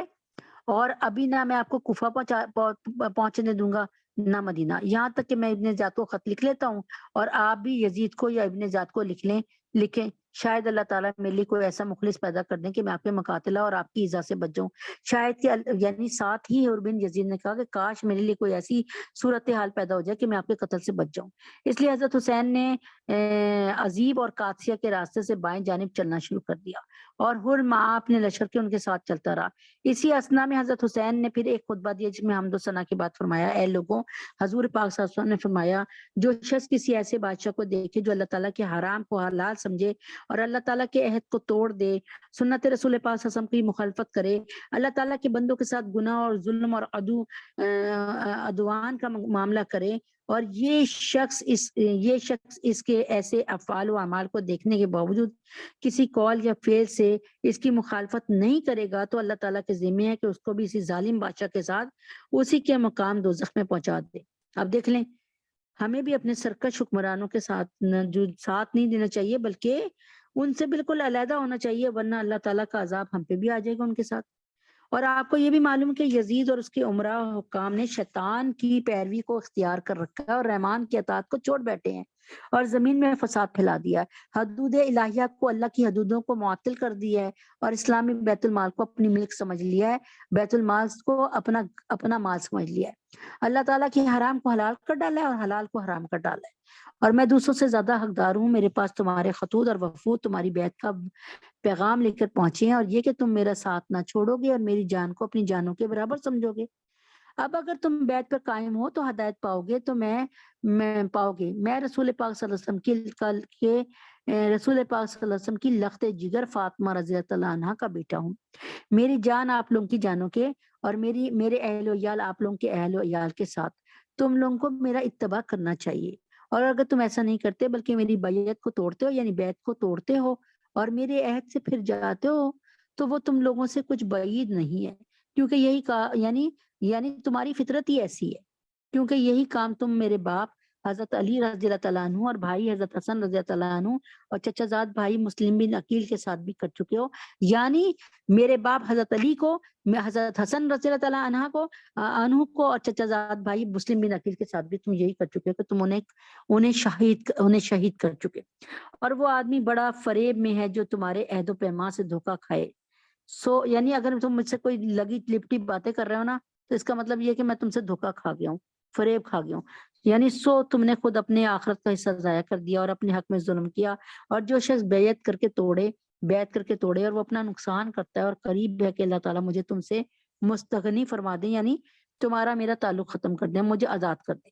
हुर बिन यज़ीद ने खुतबा सुनकर कहा, मैं आपको अपनी जान के बारे में खुदा की कसम देता हूँ, क्योंकि मैं यकीन के साथ जानता हूँ कि अगर आप कत्ल करेंगे तो कत्ल किए जाएँगे। हज़रत हुसैन ने फरमाया, क्या तुम मुझको मौत से डराना चाहते हो? यानी हुर बिन यज़ीद कह रहे थे कि आप अगर हमसे जंग करेंगे ना तो आप कत्ल हो जाएँगे, क्योंकि आपके साथी बहुत कम हैं। हज़रत हुसैन ने फरमाया, क्या तुम मुझको मौत से डराना चाहते हो? जो मैं कह रहा हूँ उस पर तवज्जो नहीं देते। मैं आपके जवाब में सिर्फ वही कह सकता हूँ जो रसूल अल्लाह सल्लल्लाहु अलैहि वसल्लम की इमदाद के लिए निकलने वाले एक सहाबी ने अपने भाई की नसीहत के जवाब में कहा था। भाई ने इससे कहा कि तुम कहाँ जाते हो? कत्ल कर दिए जाओगे। तो इस सहाबी ने ये शेर पढ़े, सामज़ी वमा बिल मौति आर अलल फता इज़ा मा नवी खैरा व जाहिदी मुस्लिमा। यानी अपने इरादे को पूरा करूँगा और मौत में किसी जवान के लिए कोई आर नहीं, जबकि उसकी नीयत में खैर हो और मुसलमान होकर जिहाद कर रहा हो। फिर अगर मैं ज़िंदा रह गया तो नादिम ना होऊँगा, और अगर मर गया तो काबिल मलामत ना बनूँगा। और तुम्हारे लिए इससे बड़ी ज़िल्लत क्या है कि ज़लील-ओ ख़ार होकर ज़िंदा रहो। और बिन यज़ीद कुछ तो पहले ही से अहले बैत का एहतराम दिल में रखते थे, कुछ खुतबों से मुतासिर हो रहे थे और कुछ कुछ उनके पीछे नमाज़ पढ़ के अल्लाह ताला उनके दिल को बदल रहा था। ये कलाम सुनकर उनसे अलहदा हो गए और साथ-साथ चलने लगे। इसी हाल में 4 आदमी कूफा से हज़रत हुसैन रज़ी अल्लाह तआला अन्हु के मददगार पहुँच गए, जिनका सरदार तुरमा बिन अदी था। हुर बिन यज़ीद ने चाहा कि इन्हें गिरफ्तार कर ले या वापस कर दे, मगर हज़रत हुसैन ने फरमाया, ये मेरे मददगार और रफ़ीक हैं, इनकी ऐसी हिफाज़त करूँगा जैसे अपनी जान की करता हूँ। हुर बिन यज़ीद ने उनको आने की इजाज़त दे दी। हज़रत हुसैन ने इन लोगों से कूफा के हालात दरियाफ़्त किए। उन्होंने बताया कि कूफा के जितने सरदार थे, इन सबको बड़ी-बड़ी रिश्वतें दे दी गई हैं, उनके थैले भर दिए गए हैं। अब वो सब आपके मुखालिफ हैं, अलबत्ता अवाम के कुलूब आपके साथ हैं, मगर इसके बावजूद जब मुकाबला होगा तो तलवारें भी आपके मुकाबले में आ जाएँगी। ये ना समझें कि अवाम आपके कट में मरेंगे। तुरमा बिन अदी जब हज़रत हुसैन के साथियों में आकर शामिल हुए, तो आपसे अर्ज़ किया कि मैं देखता हूँ कि आप के साथ तो कोई कुव्वत और जमात ही नहीं है। अगर आपसे क़िताल के लिए हुर बिन यज़ीद के मौजूदा लश्कर के सिवा कोई भी ना आए, तब भी आप इन पर गालिब नहीं आ सकते। और मैं तो कूफा से निकलने से पहले कूफा के सामने आपके मुकाबले पे आने वाला इतना बड़ा लश्कर देख चुका हूँ, जो इससे पहले कभी मेरी आँख ने ना देखा था। मैं आपको खुदा की कसम देता हूँ कि एक बारिश भी इनकी आगे ना बढ़े, इनकी तरफ ना बढ़े। आप मेरे साथ चले, मैं आपको अपने पहाड़ आजा में ठहरा दूँगा, जो निहायत महफूज़ किला है। हमने मलूक गसान और हमीर और लुकमान बिन मंज़र के मुकाबले में इसी पहाड़ में पनाह ली थी और हमेशा हम कामयाब रहे। आप यहाँ जाकर मुकीम हो जाएँ, फिर आजा और सलमा दोनों पहाड़ पर बसने वाले एक कबीला तय के लोगों को बुलाएँ। बाखुदा 10 दिन ना गुज़रेंगे कि इस कबीले के लोग प्यादा और सवार आपकी मदद के लिए आ जाएँगे। इस वक़्त अगर आपकी राय मुकाबला की हो तो मैं आपके लिए 20,000 बहादुर सिपाहियों का ज़िम्मा ले लेता हूँ, जो आपके साथ आपके सामने अपनी बहादुरी के जौहर दिखाएँगे। और जब तक इनमें से किसी एक की आँख भी खुली रहेगी, किसी की मजाल नहीं कि कोई आप तक पहुँच सके। हज़रत हुसैन ने फरमाया, अल्लाह ताला आपको और आपकी कौम को जज़ाए खैर अता फरमाए। मगर हमारे और हुर बिन यज़ीद के दरमियान एक बात तय हो चुकी है। अब हम इसके पाबंद हैं, इसके साथ कहीं जा नहीं सकते और हमें कुछ पता नहीं कि हमारे साथ क्या होने वाला है। तुरमा बिन अदी रुखसत होकर अपने साथ सामाने रसद लेकर दोबारा आने का वादा कर गए और फिर आए भी, मगर रास्ते में हज़रत हुसैन की शहादत की गलत खबर सुनकर लौट गए। इस तरफ हज़रत हुसैन रज़ी अल्लाह तआला अन्हु चलते रहे और नसर बिन मुक़ातिल तक पहुँच गए। यहाँ पहुँचकर आपको ज़रा कोई गनूदगी हुई तो इन्ना लिल्लाहि व इन्ना इलैहि राजिऊन कहते हुए बेदार हुए। आपके साहबजादे अली अकबर ने सुना तो घबरा कर सामने और पूछा, क्या अब्बाजान क्या बात है? आपने फरमाया, मैंने ख्वाब में देखा है कोई घुड़सवार मेरे पास आया। उसने कहा कुछ लोग चल रहे हैं और उनकी मौतें उनके साथ चल रही हैं। इससे मैं समझा कि ये मेरी अपनी ही मौत की खबर है। साहबजादे ने अर्ज़ किया, अब्बाजान क्या हम पर हक नहीं है? क्या हम हक पर नहीं है? क्या हम हक पर नहीं है अब्बाजान? आपने फरमाया, कसम है उस ज़ात की जिसकी तरफ सब बंदगाने खुदा का रुजू है, बिलाशबा हम हक पर हैं। साहबजादे ने अर्ज़ किया, फिर हमें क्या डर है जबकि हम हक पर मर रहे हैं। हज़रत हुसैन रज़ी अल्लाह तआला अन्हु ने उनको शाबाश दी और फरमाया, अल्लाह ताला तुमको जज़ाए खैर अता फरमाए, तुमने अपने बाप का सही हक अदा किया। اس کے بعد حضرت حسین رضی اللہ تعالیٰ عنہ پھر روانہ ہوئے، مقام نینوی تک پہنچے تو ایک سوار کوفہ کی طرف سے آتا ہوا نظر آیا۔ یہ سب اسی کے انتظار میں اتر گئے۔ اس نے آ کر حر بن یزید کو سلام کیا۔ حضرت حسین رضی اللہ عنہ کو سلام بھی نہ کیا اور حر کو اپنے ابن زیاد کا ایک خط پہنچایا جس میں لکھا تھا، جس وقت تمہیں میرا یہ خط ملے تم حسین پر میدان تنگ کر دو، ان کو کھلے میدان کے سوا کسی پناہ کی جگہ میں نہ اترنے دو، ایسے میدان کی طرف لے جاؤ جہاں پانی نہ ہو، اور میں نے اپنے اس قاصد کو حکم دیا کہ جب تک میرے اس حکم کی تعمیل نہ کر دو گے تمہارے ساتھ رہے گا۔ یہ خط پڑھ کے حر نے اس کا مضمون حضرت حسین کو سنا دیا اور اپنی مجبوری ظاہر کی کہ اس وقت میرے سر پر جاسوس مسلط ہیں، کوئی مصالحت نہیں کر سکتا۔ اس وقت حضرت حسین کے ساتھیوں میں ظہیر بن القین نے عرض کیا کہ آپ دیکھ رہے ہیں کہ ہرانے والی گھڑی مشکلات میں اضافہ ہو رہا ہے اور ہمارے لیے موجودہ لشکر سے قتال کرنا ابھی آسان ہے بنسبت اس کے کہ جو اس کے بعد آئے گا۔ حضرت حسین نے فرمایا میں قتال میں پہل نہیں کروں گا۔ ظہیر بن القین نے عرض کیا آپ قتال کی ابتدا نہ کریں بلکہ ہمیں اس بستی میں لے جائیں جو حفاظت کی جگہ ہے اور دریا سے فرات کے کنارے پر ہے، دریائے فرات کے کنارے پہ ہے، اس پر اگر یہ لوگ ہمیں وہاں جانے سے روکیں گے تو ہم قتال کریں گے۔ آپ نے پوچھا یہ کون سی بستی ہے؟ کہا گیا عقر ہے۔ آپ نے فرمایا میں عقر سے خدا کی پناہ مانگتا ہوں، عقر کے لفظی معنی ہلاکت کے ہیں۔ ابھی یہ حضرات اسی گفتگو میں تھے کہ ابن زیاد نے عمر بن سعد کو مجبور کر کے 4000 فوج کے ساتھ مقابلے کے لیے بھیج دیا۔ اللہ اس ابن زیاد کو کروڑوں دفعہ جہنم رسید کرے۔ عمر بن سعد نے ہر چند چاہا کہ اس کو حضرت حسین کے مقابلے کی مصیبت سے نجات مل جائے، مگر ابن زیاد نے کوئی بات نہ سنی اور ان کو مقابلے کے لیے بھیج دیا۔ عمر بن سعد یہاں پہنچا تو حضرت حسین رضی اللہ عنہ سے کوفہ آنے کی وجہ پوچھی۔ آپ نے پورا واقعہ بتلا دیا اور یہ کہا کہ میں اہل کوفہ کا بلایا ہوا ہوں، اگر اب بھی ان کی رائے بدل گئی ہے تو واپس جانے کے لیے تیار ہوں۔ عمر بن سعد نے ابن زیاد کو اس مضمون کا خط لکھا کہ حضرت حسین واپس جانے کے لیے تیار ہیں۔ ابن زیاد نے جواب دیا کہ حضرت حسین کے سامنے صرف ایک بات رکھو کہ یزید کے ہاتھ پر بیعت کریں، جب وہ ایسا کر لیں گے تو پھر ہم یعنی یزید کو ووٹ دے دیں، یزید کو نامینیٹ کر دیں، اس کو حکمران بنا دیں، جب وہ ایسا کر لیں تو پھر ہم غور کریں گے کہ ان کے ساتھ کیا معاملہ کیا جائے۔ اور عمر کو حکم دیا کہ حضرت حسین اور ان کے رفقا پر پانی بالکل بند کر دو۔ یہ واقعہ حضرت حسین کی شہادت سے 3 روز پہلے کا ہے۔ ان حضرات پہ پانی بالکل بند کر دیا گیا، یہاں تک کہ جب یہ سب حضرات پیاس سے پریشان ہو گئے تو حضرت حسین نے اپنے بھائی عباس بن علی کو 30 سوار اور 30 پیادوں کے ساتھ پانی لانے کے لیے بھیج دیا۔ پانی لانے عمر بن سعد کی فوج سے مقابلہ بھی ہوا، مگر بالآخر وہ 20 مشقیں پانی کی بھر لائے۔ اس کے بعد حضرت حسین رضی اللہ عنہ نے عمر بن سعد کے پاس پیغام بھیجا کہ آج رات کو ہماری ملاقات اپنے اپنے لشکر کے ساتھ ہو جانی چاہیے تاکہ ہم سب کے سامنے گفتگو کریں۔ عمر بن سعد اس پیام کے مطابق رات کو ملے۔ حضرت حسین نے فرمایا کہ ہمارے بارے میں آپ 3 صورتوں میں سے کوئی اختیار کر لو، میں جہاں سے آیا ہوں مجھے واپس جانے دو، میں وہیں واپس چلا جاؤں، یا میں پہلی صورت ہے کہ میں جہاں سے آیا ہوں وہیں واپس چلا جاؤں، یا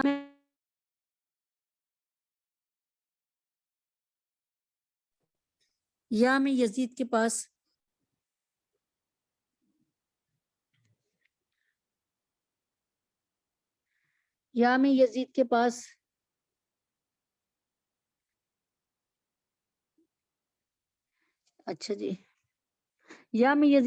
پہنچ جاؤں اور خود اس سے اپنا معاملہ طے کر لوں، یا مجھے مسلمانوں کی کسی سرحد پر پہنچا دو جو حال وہاں کی عام لوگوں کا ہوگا، میں اسی میں بسر کر لوں گا۔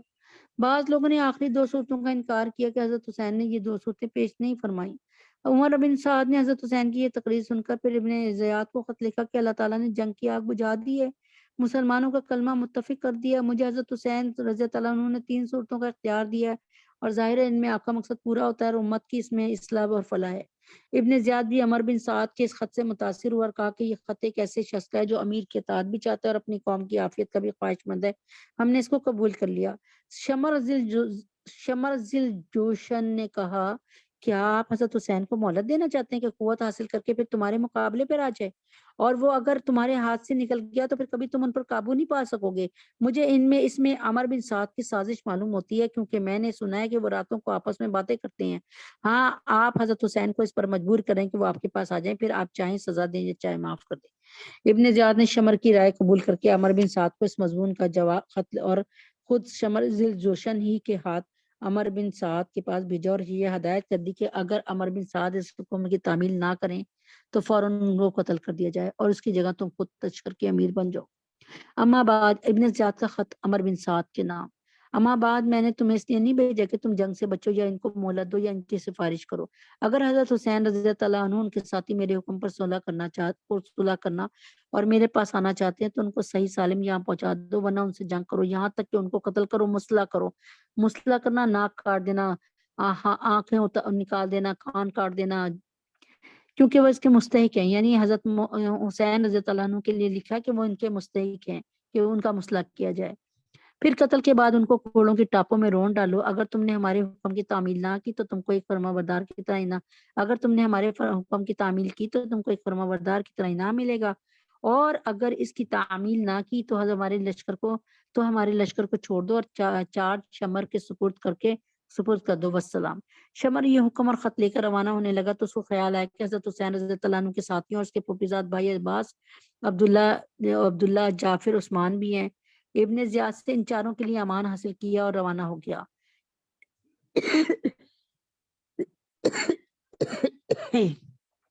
شمر نے یہ پروانہ امان کسی قاصد کے ہاتھ ان چاروں بزرگوں کے پاس بھیج دیا۔ یہ پروانہ دیکھ کر یک زبان ہو کر بولے، جو شمر کے تھے نا رشتہ دار، ان کے لیے معافی کا نامہ لے لیا اس نے، شمر نے فرمایا۔ اور جب یہ پروانہ انہوں نے دیکھا تو کہا، ہمیں امان دیا جاتا ہے اور ابن رسول صلی اللہ علیہ وسلم کو امن نہیں دیا جاتا، ہمیں تمہارے امان کی حاجت ہی نہیں ہے، اللہ تعالیٰ کا امان تمہارے امان سے بہتر، تجھ پر لعنت ہے اور تیرے امان پر بھی لعنت ہے۔ شمر یہ خط لے کر جب عمر بن سعد کے پاس پہنچا تو وہ سمجھ گیا کہ شمر کے مشورے سے یہ صورت عمل میں آئی ہے، میرا مشورہ رد کر دیا گیا ہے، اور اس کو کہا ہے کہ تم نے بڑا ظلم کیا کہ مسلمانوں کا کلمہ متفق ہو رہا تھا، اس کو ختم کر کے قتل و قتال کا بازار گرم کر دیا۔ یہ شمر کی تمام کے تمام آگ تھی، اور ابن زیاد کو بھی اللہ غارت کرے جس نے شمر کی بات کو مانا۔ بالآخر حضرت حسین رضی اللہ عنہ کو یہ پیغام پہنچایا گیا کہ آپ نے اسے قبول کرنے سے انکار فرما دیا ہے کہ اس ذلت سے موت بہتر ہے۔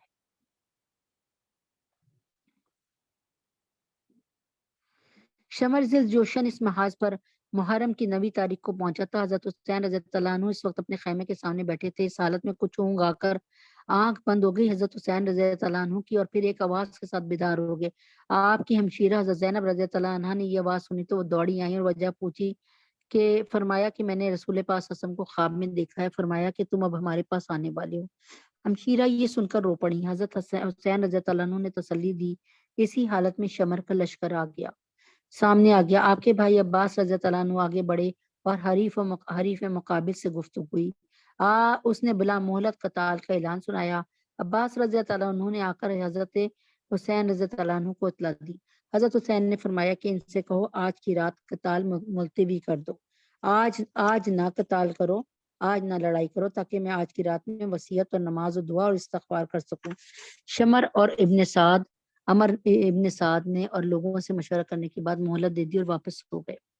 حضرت حسین رضی اللہ عنہ نے اپنے اہل بیت اور اصحاب کو جمع کر کے ایک خطبہ جس میں فرمایا، میں اللہ تعالیٰ کا شکر ادا کرتا ہوں راحت میں بھی اور مصیبت میں بھی۔ یا اللہ، میں آپ کا شکر ادا کرتا ہوں کہ آپ نے ہمیں شرافت نبوت سے نوازا اور ہمیں کان اور آنکھ اور دل دیے جن سے ہم آپ کی آیات سمجھیں، اور ہمیں آپ نے قرآن سکھایا اور دین کی سمجھ عطا فرمائی، ہمیں آپ اپنے شکر گزار بندوں میں شامل فرما لیجئے۔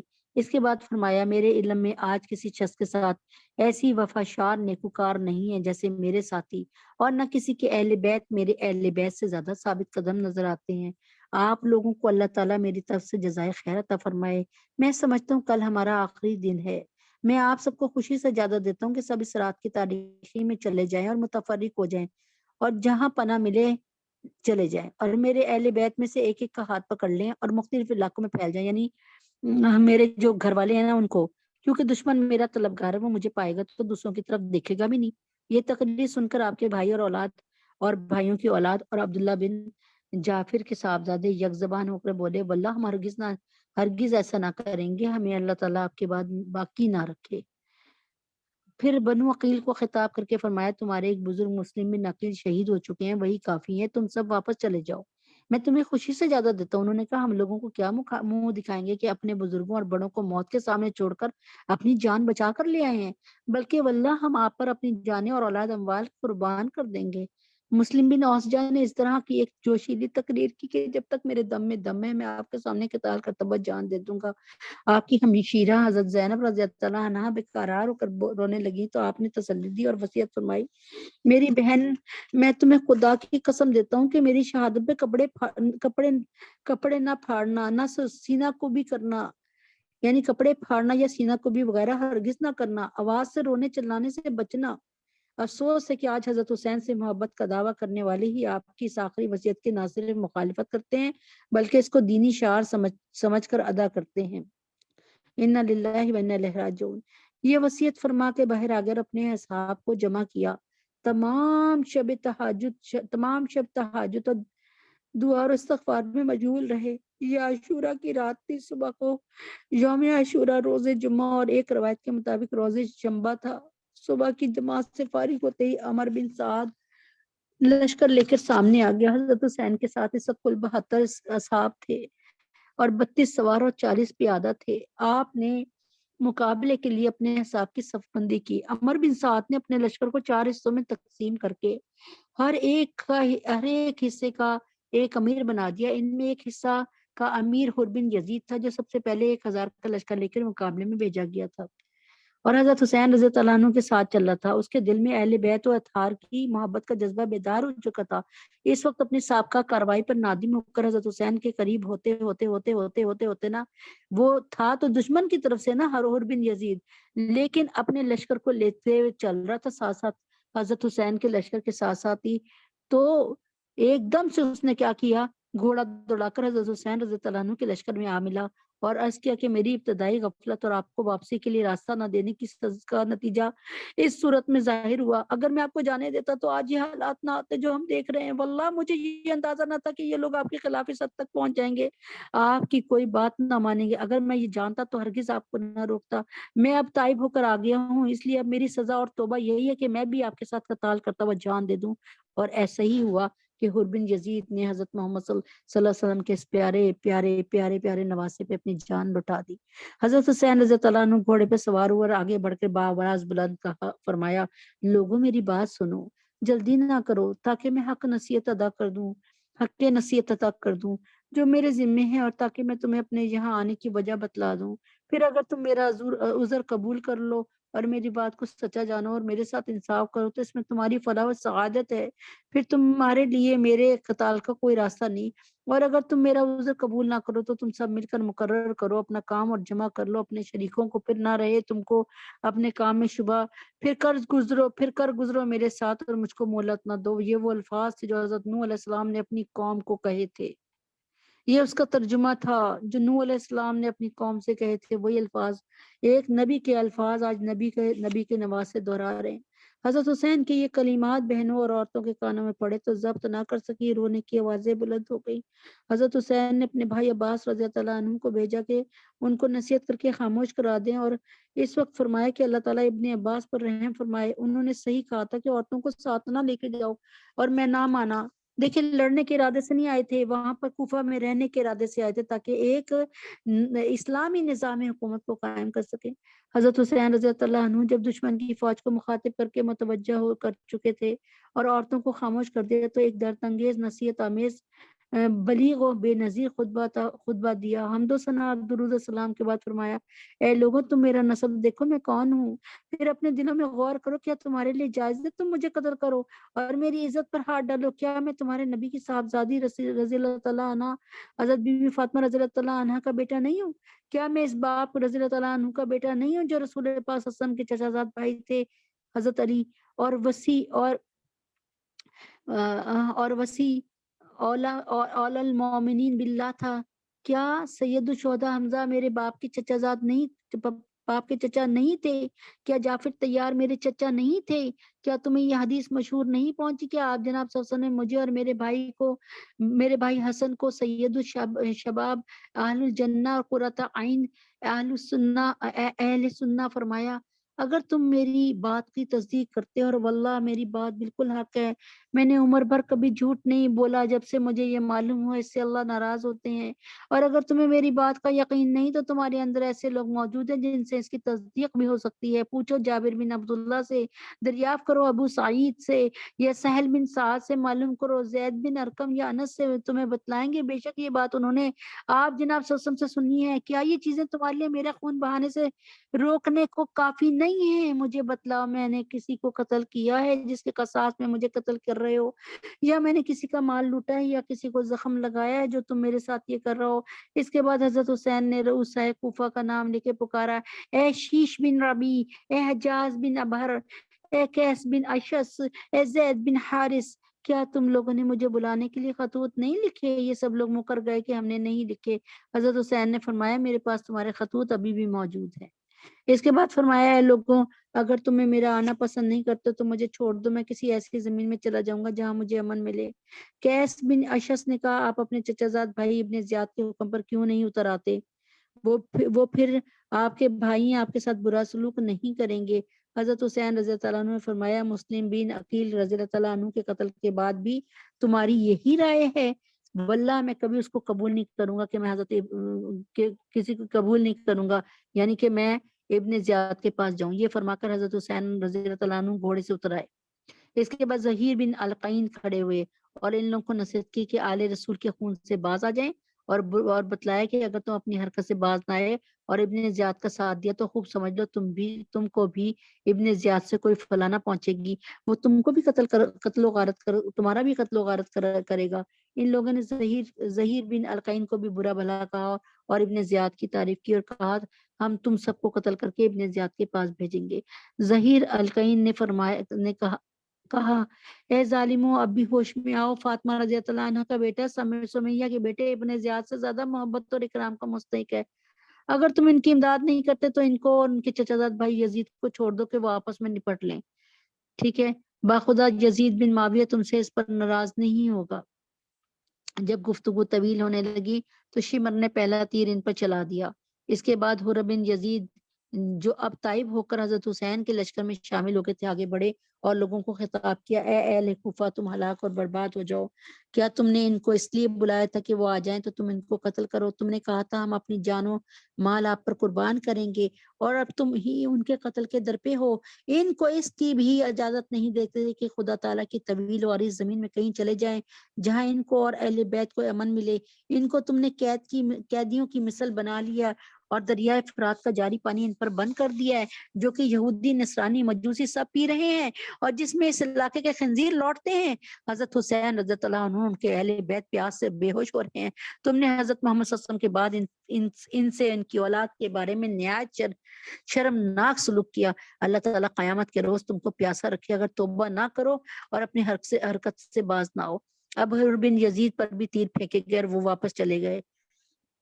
وہ واپس آ گئے اور حضرت حسین رضی اللہ عنہ کے آگے کھڑے ہو گئے۔ اس کے بعد تیر اندازی کا سلسلہ شروع ہو گیا۔ پھر گمستان کی جنگ شروع ہو گئی۔ فریق مخالف کے کافی آدمی مارے گئے۔ حضرت حسین کے رفقا بھی بعض شہید ہوئے۔ حر بن یزید نے حضرت حسین رضی اللہ عنہ کے ساتھ ہو کر شدید قتال کیا، بہت سے دشمنوں کو قتل کیا۔ مسلم بن اوسجہ زخمی ہو کر گر گئے۔ حبیب بن مطہر رضی اللہ تعالیٰ عنہ ان کے پاس آئے اور کہا، جنت کی خوشخبری تمہارے لیے ہے۔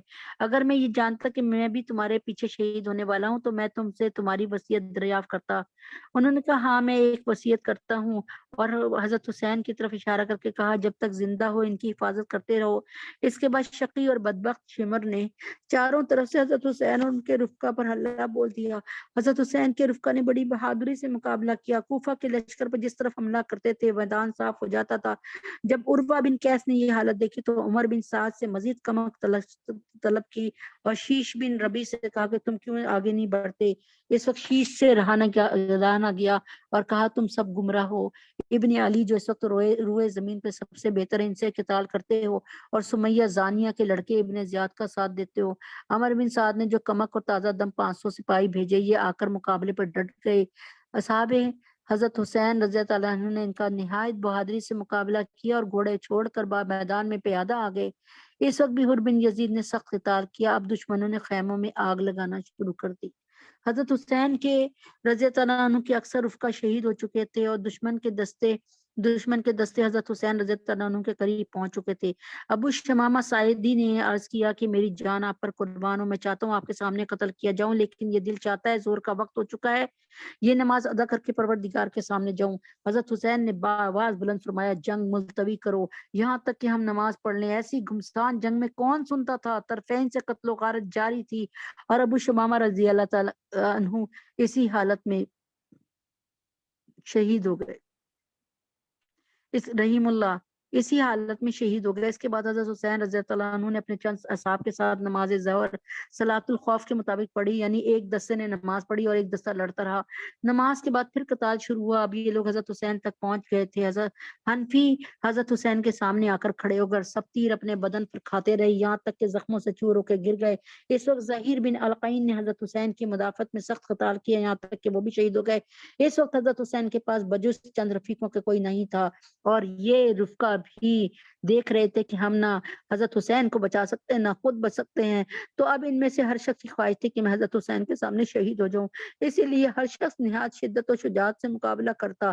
اس میں حضرت حسین کے بڑے صاحبزادے علی اکبر رضی اللہ عنہ یہ شعر پڑھتے ہوئے آگے بڑھے، یعنی میں حسین بن علی کا بیٹا ہوں، قسم میں رب بیت کی کہ ہم رسول پاک صلی اللہ علیہ وسلم سے قریب تر ہیں۔ کم بخت مرہ ابن منقذ نے ان کو نیزہ مار کے گرایا، پھر کچھ اور شکی آگے بڑھے اور لاش کے ٹکڑے ٹکڑے کر دیے۔ حضرت حسین رضی اللہ عنہ آئے اور کہا، خدا تعالیٰ اس قوم کو برباد کرے جس نے تجھ کو قتل کیا، یعنی اپنے بیٹے کو قتل کو دیکھا نہ اپنے بیٹے کی لاش کو دیکھا، تو فرمایا کہ اللہ تعالیٰ ان کو برباد کرے جس نے تجھ کو قتل کیا۔ یہ لوگ اللہ تعالیٰ کے معاملے میں کیسے بے وقوف ہیں، تیرے بعد اب زندگی پر خاک ان کی لاش اٹھا کر خیمے کے پاس لائے گی۔ عمر بن سعد نے قاسم بن حسن کے سر پر تلوار ماری، وہ گر گئے اور ان کے منہ سے نکلا، یا اماں!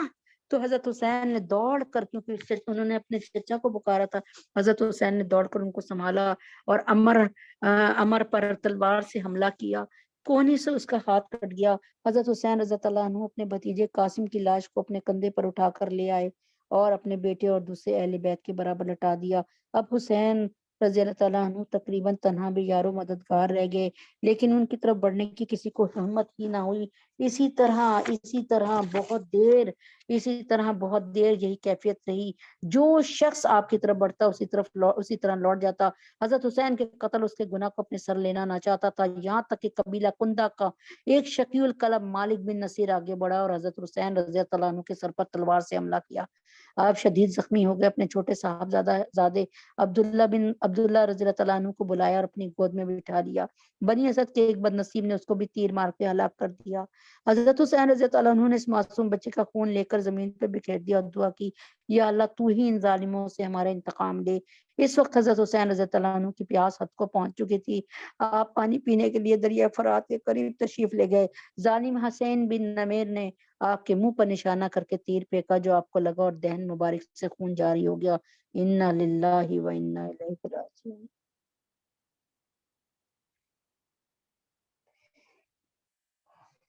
اس کے بعد شمر 10 آدمی لے کر حضرت حسین کی طرف بڑھا۔ حضرت حسین رضی اللہ عنہ شدید پیاس اور اتنے زخموں کے باوجود ان کا دلیرانہ مقابلہ کر رہے تھے۔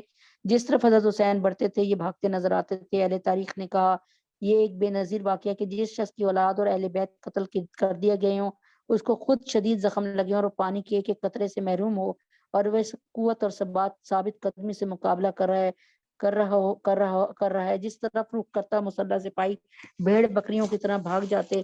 شمر نے جب یہ دیکھا کہ حضرت حسین کے قتل کرنے سے ہر شخص بچنا چاہتا ہے تو آواز دی، سب یک بارگی حملہ کرو۔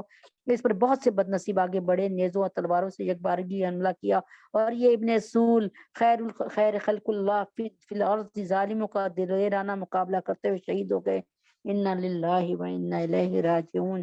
شمر نے خولی بن یزید سے کہا ان کا سر کاٹ لو، اور وہ آگے بڑھا مگر ہاتھ کام گئے۔ پھر شقیب بدبخت سنان بن انس نے یہ کام انجام دیا اور آپ کی لاش کو دیکھا تو 33 زخم نیزوں کے، 34 زخم تلواروں کے آپ کے بدن پہ تھے، تیروں کے زخم ان کے علاوہ تھے۔ فرض اللہ عنہ وارضاہ ورزقنا حبہ وحب من والدہ۔ حضرت حسین اور عام اہل بیت کے قتل سے فارغ ہو کے یہ ظالم علی اصغر حضرت زین العابدین کی طرف متوجہ ہوئے۔ شمر نے ان کو بھی قتل کرنا چاہا، حمید بن مسلم نے کہا سبحان اللہ، تم بچے کو قتل کرتے ہو جبکہ وہ مریض بھی ہے۔ شمر نے چھوڑ دیا۔ عمر بن سعد آ گیا اور کہا ان عورتوں کے خیموں کے پاس کوئی نہ جائے اور اس مریض بچے کو کوئی نہ ہاتھ لگائے۔ یہ تھا حضرت حسین رضی اللہ تعالیٰ عنہ کا کہ وہ شہادت کے حالات۔ امید ہے کہ بہت سی باتیں آپ کے ذہن میں جو اشکالات آ رہے ہوں گے کلیئر ہو گئے ہوں گے۔ بہترین طریقہ یہ ہے کہ آپ کل روزہ رکھیں، یہ روزہ اللہ کے لیے رکھیں اور اس کا ثواب آپ جناب حسن کو اور حضرت حسین اور حسن رضی اللہ عنہما کو پہنچائے، اسلام کے تمام شہداء تک پہنچائے اس کا ثواب۔ اور ہو سکے تو 2 رکعت نماز نفل اللہ تعالیٰ کے لیے پڑھیے اور اس نفل کا ثواب بھی حضرت حسین رضی اللہ عنہ کو اور ان شہداء کو جو کہ سید الشہداء بھی ہیں پہنچائیے۔ اللہ تبارک تعالیٰ اس کے حق میں جو کچھ کمی بیشی ہوگی مجھے معاف کر دے، اور اللہ تبارک تعالیٰ ہمیں حضرت حسین کا جو موقف ہے سمجھنے کی توفیق عطا فرمائے، اور اللہ تعالیٰ ہمیں بھی ایک بات بتائے، ذہن میں رکھائے کہ ہم بھی ووٹ دیتے ہوئے سوچ لیں کہ یہ ایک ووٹ تھا جس کے لیے کتنے لوگوں نے اپنے سر کو اٹھا دیا۔ حضرت حسین نے اپنے سر کو نہیں ظالم حکمران کے سامنے اور بدکار حکمران کے سامنے نہیں جھکایا۔ اللہ تعالیٰ حضرت حسین رضی اللہ تعالیٰ عنہ پر اپنی تمام رحمتیں اور برکتیں نازل فرمائے۔ اللهم صل على محمد وعلى آل محمد كما صليت على إبراهيم وعلى آل إبراهيم إنك حميد مجيد۔ اللهم بارك على محمد وعلى آل محمد كما باركت على إبراهيم وعلى آل إبراهيم إنك حميد مجيد۔ ربنا آتنا في الدنيا حسنة وفي الآخرة حسنة وقنا عذاب النار۔ قل هو الله أحد الله الصمد لم يلد ولم يولد ولم يكن له كفوا أحد۔ قل هو الله أحد الله الصمد لم يلد ولم يولد ولم يكن له كفوا أحد۔ قل هو الله أحد الله الصمد لم يلد ولم يولد ولم يكن له كفوا أحد۔ اللہ اکبر کبیرہ والحمد للہ کثیرہ، سبحان اللہ بکرۃ واسیلہ۔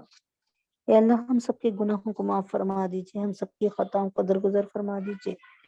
یا اللہ پاک، یا اللہ پاک آج کی اس محفل کا تمام ثواب، اور اللہ پاک اس مہینے کی تمام محفلوں کا جتنا بھی ثواب ہے، جتنی ہماری عبادتیں ہیں ان کا ثواب ہے، اے اللہ پاک اس کو قبول فرما لیجئے، اور اس کا یہ ثواب ہمارے نبی اور نبی کے نواسوں تک اور اسلام کے جتنے شہداء ہیں ان تک پہنچا دیجئے، تمام اصحاب نبی ان تک پہنچا دیجئے۔ یا اللہ ہم سب کے گناہوں کو معاف فرما دیجئے، ہم سب کی خطاؤں کو درگزر فرما دیجئے۔ یا اللہ تجھے تیرے نبی کا واسطہ، یا اللہ اللہم ارزقنا شہادتا فی سبیلک وجل موت فی بلد رسولک۔ اے اللہ اپنی راہ میں شہادت کی آسان ترین موت عطا فرمائیے، اور ثابت قدمی کے ساتھ شہادت کو قبول کرنے کی توفیق عطا فرمائیے۔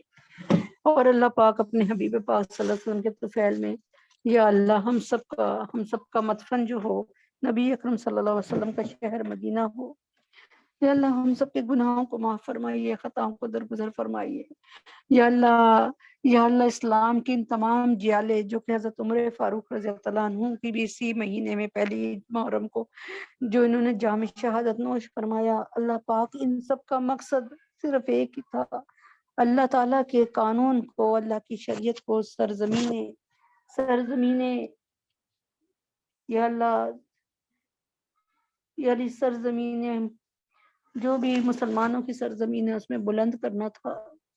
یا اللہ پوری جتنی دنیا ہے ان میں اللہ تعالیٰ کے دین کو پہنچانے کا کام تھا، اللہ انہوں نے خوب اس کو حق اور انصاف کے ساتھ کیا۔ اللہ پاک ہمیں بھی ان کے نقش قدم پہ چلنے کی توفیق عطا فرما دیجئے۔ یا اللہ تجھے تیرے نبی کا واسطہ ہم سب کے گناہوں کو معاف فرما دیجئے۔ یا اللہ ہمیں کل روزہ رکھنے کی توفیق عطا فرمائیے۔ یا اللہ ہو سکے اللہ ہمیں 10ویں 11ویں محرم کا روزہ رکھنے کی توفیق عطا فرمائیے۔ یا اللہ تبارک تعالیٰ ہم سب کے گناہوں کو معاف فرما دے۔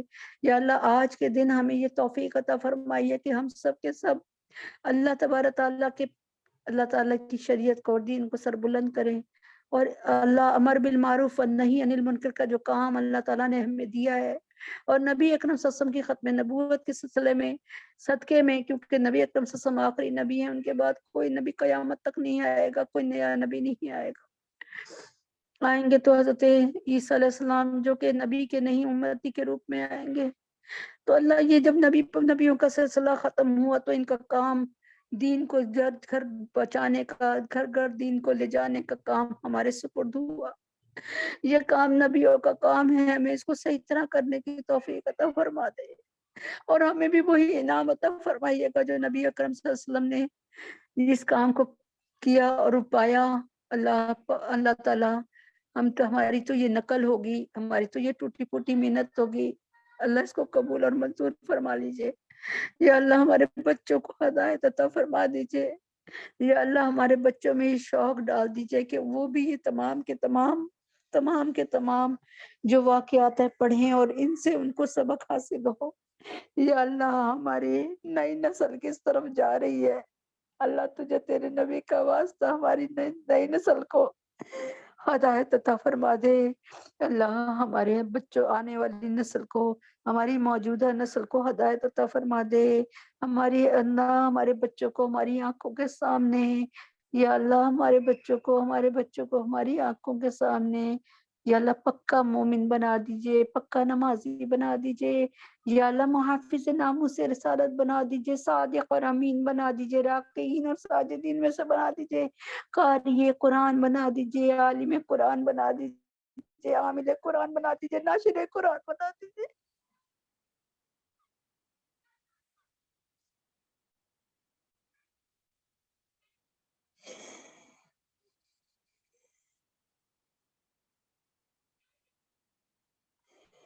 اے اللہ تعالیٰ ہمارے گناہوں کو معاف، اللہ ہمارے گناہوں کو معاف فرما دیجئے، ہمارے بچوں پہ رحم فرما دیجئے، ہماری نسلوں پہ رحم فرما دیجئے۔ اللہ تجھے تیرے نبی کا واسطہ ہمارے بچوں کو کبھی ملحد مرتد کافر نہ بنانا، کبھی زندگی قادیانی نہ بنانا، میرے اللہ تجھے تیرے نبی کا واسطہ۔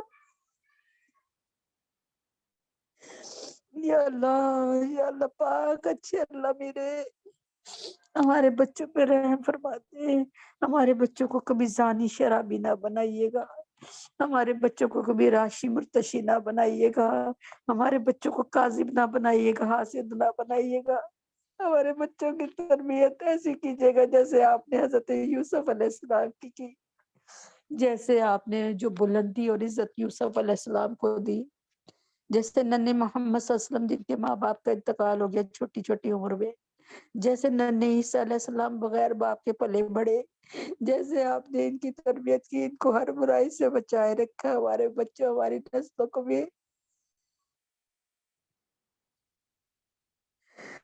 یا اللہ جی اب آپ سن لیجئے ہماری زندگیوں میں ہمارے بچوں کو ہدایت دے دیجئے، ہماری زندگی میں ان پر رحم فرما دیجئے۔ جو بچیاں گھر میں بیٹھی ہیں نکاح کی عمر کے قابل ہو چکی ہیں، ان کے لیے نیک رشتے عطا فرما دیجئے، بچیوں اور بچوں کے لیے۔ اے اللہ پاک اپنے حبیب پاک سنگت فعل میں جو بہنیں یہاں بیٹھی ہیں ان کی بچیاں نکاح کی عمر تک پہنچ گئی ہیں، ان کے لیے، اور تمام امت محمد صلی اللہ علیہ وسلم کی ساری بیٹیوں اور بیٹوں کے لیے، حفصہ، فاطمہ، جویریہ، ام حبیبہ، سدرہ، سبحانہ، حفصہ، سجاد، بینی، شفیفہ، مانور، بنات سرور، فخر، عبد المتین، مہتاب، ندا، مصباح، آمنہ، عمر، صدف، ختیجہ، شائستہ، نمرہ، ان سب کی شادیاں بہترین اور اچھی جگہ پہ فرما دیجئے۔ یا اللہ جو بیمار ہیں، اللہ جو اس وقت محفل میں بیمار ہیں، جو پوری دنیا میں مسلمان کوئی بیمار ہیں، لا علاج قابل علاج مرض میں ہیں، لا علاج مرض میں مبتلا ہیں، یا اللہ ان کو اور تمام علماء اسلام، علماء دین کو، علماء حق کو، علماء پاکستان، علماء ہند، ان سب کو، اور اللہ مولانا فضل الرحیم صاحب، مفتی حسن صاحب، مفتی تقی عثمانی صاحب، یا اللہ پیر ذوالفقار نقشبندی صاحب اور میرے حضرت جی کو اللہ صحت کاملہ عاجلہ مستمر عطا فرما دیجئے۔ یا اللہ ندیم بھائی کو صحت کاملہ عاجلہ مستمر عطا فرما دیجئے۔ یا اللہ ندیم بھائی زبیر کو صحت کاملہ عاجلہ مستمر عطا فرما دیجئے۔ یا اللہ ندیم بھائی کو، زبیر کو، نازیہ، دلیپ کو طلاق، اشفاق صاحب، عبداللہ، علیہ حسین، شازیہ، عائشہ، معظم، نازیہ، جہانگیرہ کو اللہ تعالیٰ صحت کاملہ عاجلہ مستمر عطا فرما دیجئے۔ یا اللہ جو بے گھر ہیں ان کو اپنا گھر عطا فرمائیے، علی اعظم کو، شہناز کو، علی عاشق کو اپنا بہت برکت والا گھر عطا فرمائیے، جو بے روزگار ہیں ان کو بہترین روزگار عطا فرمائیے، احمد کو، نعمان کو بہترین روزگار عطا فرمائیے۔ یا اللہ جو بے اولاد ہیں ان کو نیک نرینہ اولاد عطا فرمائیے۔ عائشہ، سونیا، رقیہ باجی کو نیک نرینہ اولاد عطا فرمائیے۔ یا اللہ تجھے تیرے نبی کا واسطہ ہمارے خاندانوں میں جو بے اولاد ہیں، جتنے لوگ سن رہے ہیں ان کے جو خاندانوں میں بے اولاد ہیں، ان سب کو نیک نرینہ اولاد عطا فرمائیے۔ اس وقت اللہ پاک اپنے حبیب پاک صلی اللہ علیہ وسلم کے طفیل میں یا اللہ جو حاملہ ہیں بچیاں، اللہ تبارک تعالیٰ ان کی طرف رحمت نازل فرما، ان کو انتہائی آسانی کے ساتھ نیک نرینہ اولاد عطا فرما دیجئے۔ یا اللہ پاکستان کے جو آرمی چیف ہیں عاصم منیر صاحب، ان کی عزت و جان و مال کی حفاظت فرما، پاکستان کی آرمی کی عزت و جان و مال ایمان کی حفاظت فرما۔ اے اللہ پاکستانیوں کی اور تمام مسلمانوں کی عزت و جان و مال اور ایمان کی حفاظت فرما۔ یا اللہ جو لوگ پیپر دے رہے ہیں، دینے والے ہیں، دے چکے ہیں، یا جتنی عورتیں بیٹھی ہیں ان میں سے جن کے بچے پیپر دے رہے ہیں، دینے والے دے چکے ہیں، یا اللہ ندا عظمیٰ کو، اور یا اللہ فاطمہ کو، فاطمہ عائشہ کو، فاطمہ عائشہ معاہد کو، اللہ جتنی بھی بچیوں نے جو مائیں بیٹھی ہیں ان کی سب بچوں کو دنیا اور آخرت کے ہر امتحان میں ان سمیت اور ان کے اہل خانہ سمیت اللہ صحت، یا اللہ دنیا اور آخرت کے امتحان میں 100% نمبروں سے کامیابی عطا فرما۔ ہمارے تینوں حرم کی حفاظت فرما، ہمارے اللہ اس سال ہمیں زیارت حرمین شریفین کی توفیق عطا فرما دے۔ یا اللہ وسائل بنا دیجئے، یا اللہ بندوبست فرما دیجئے۔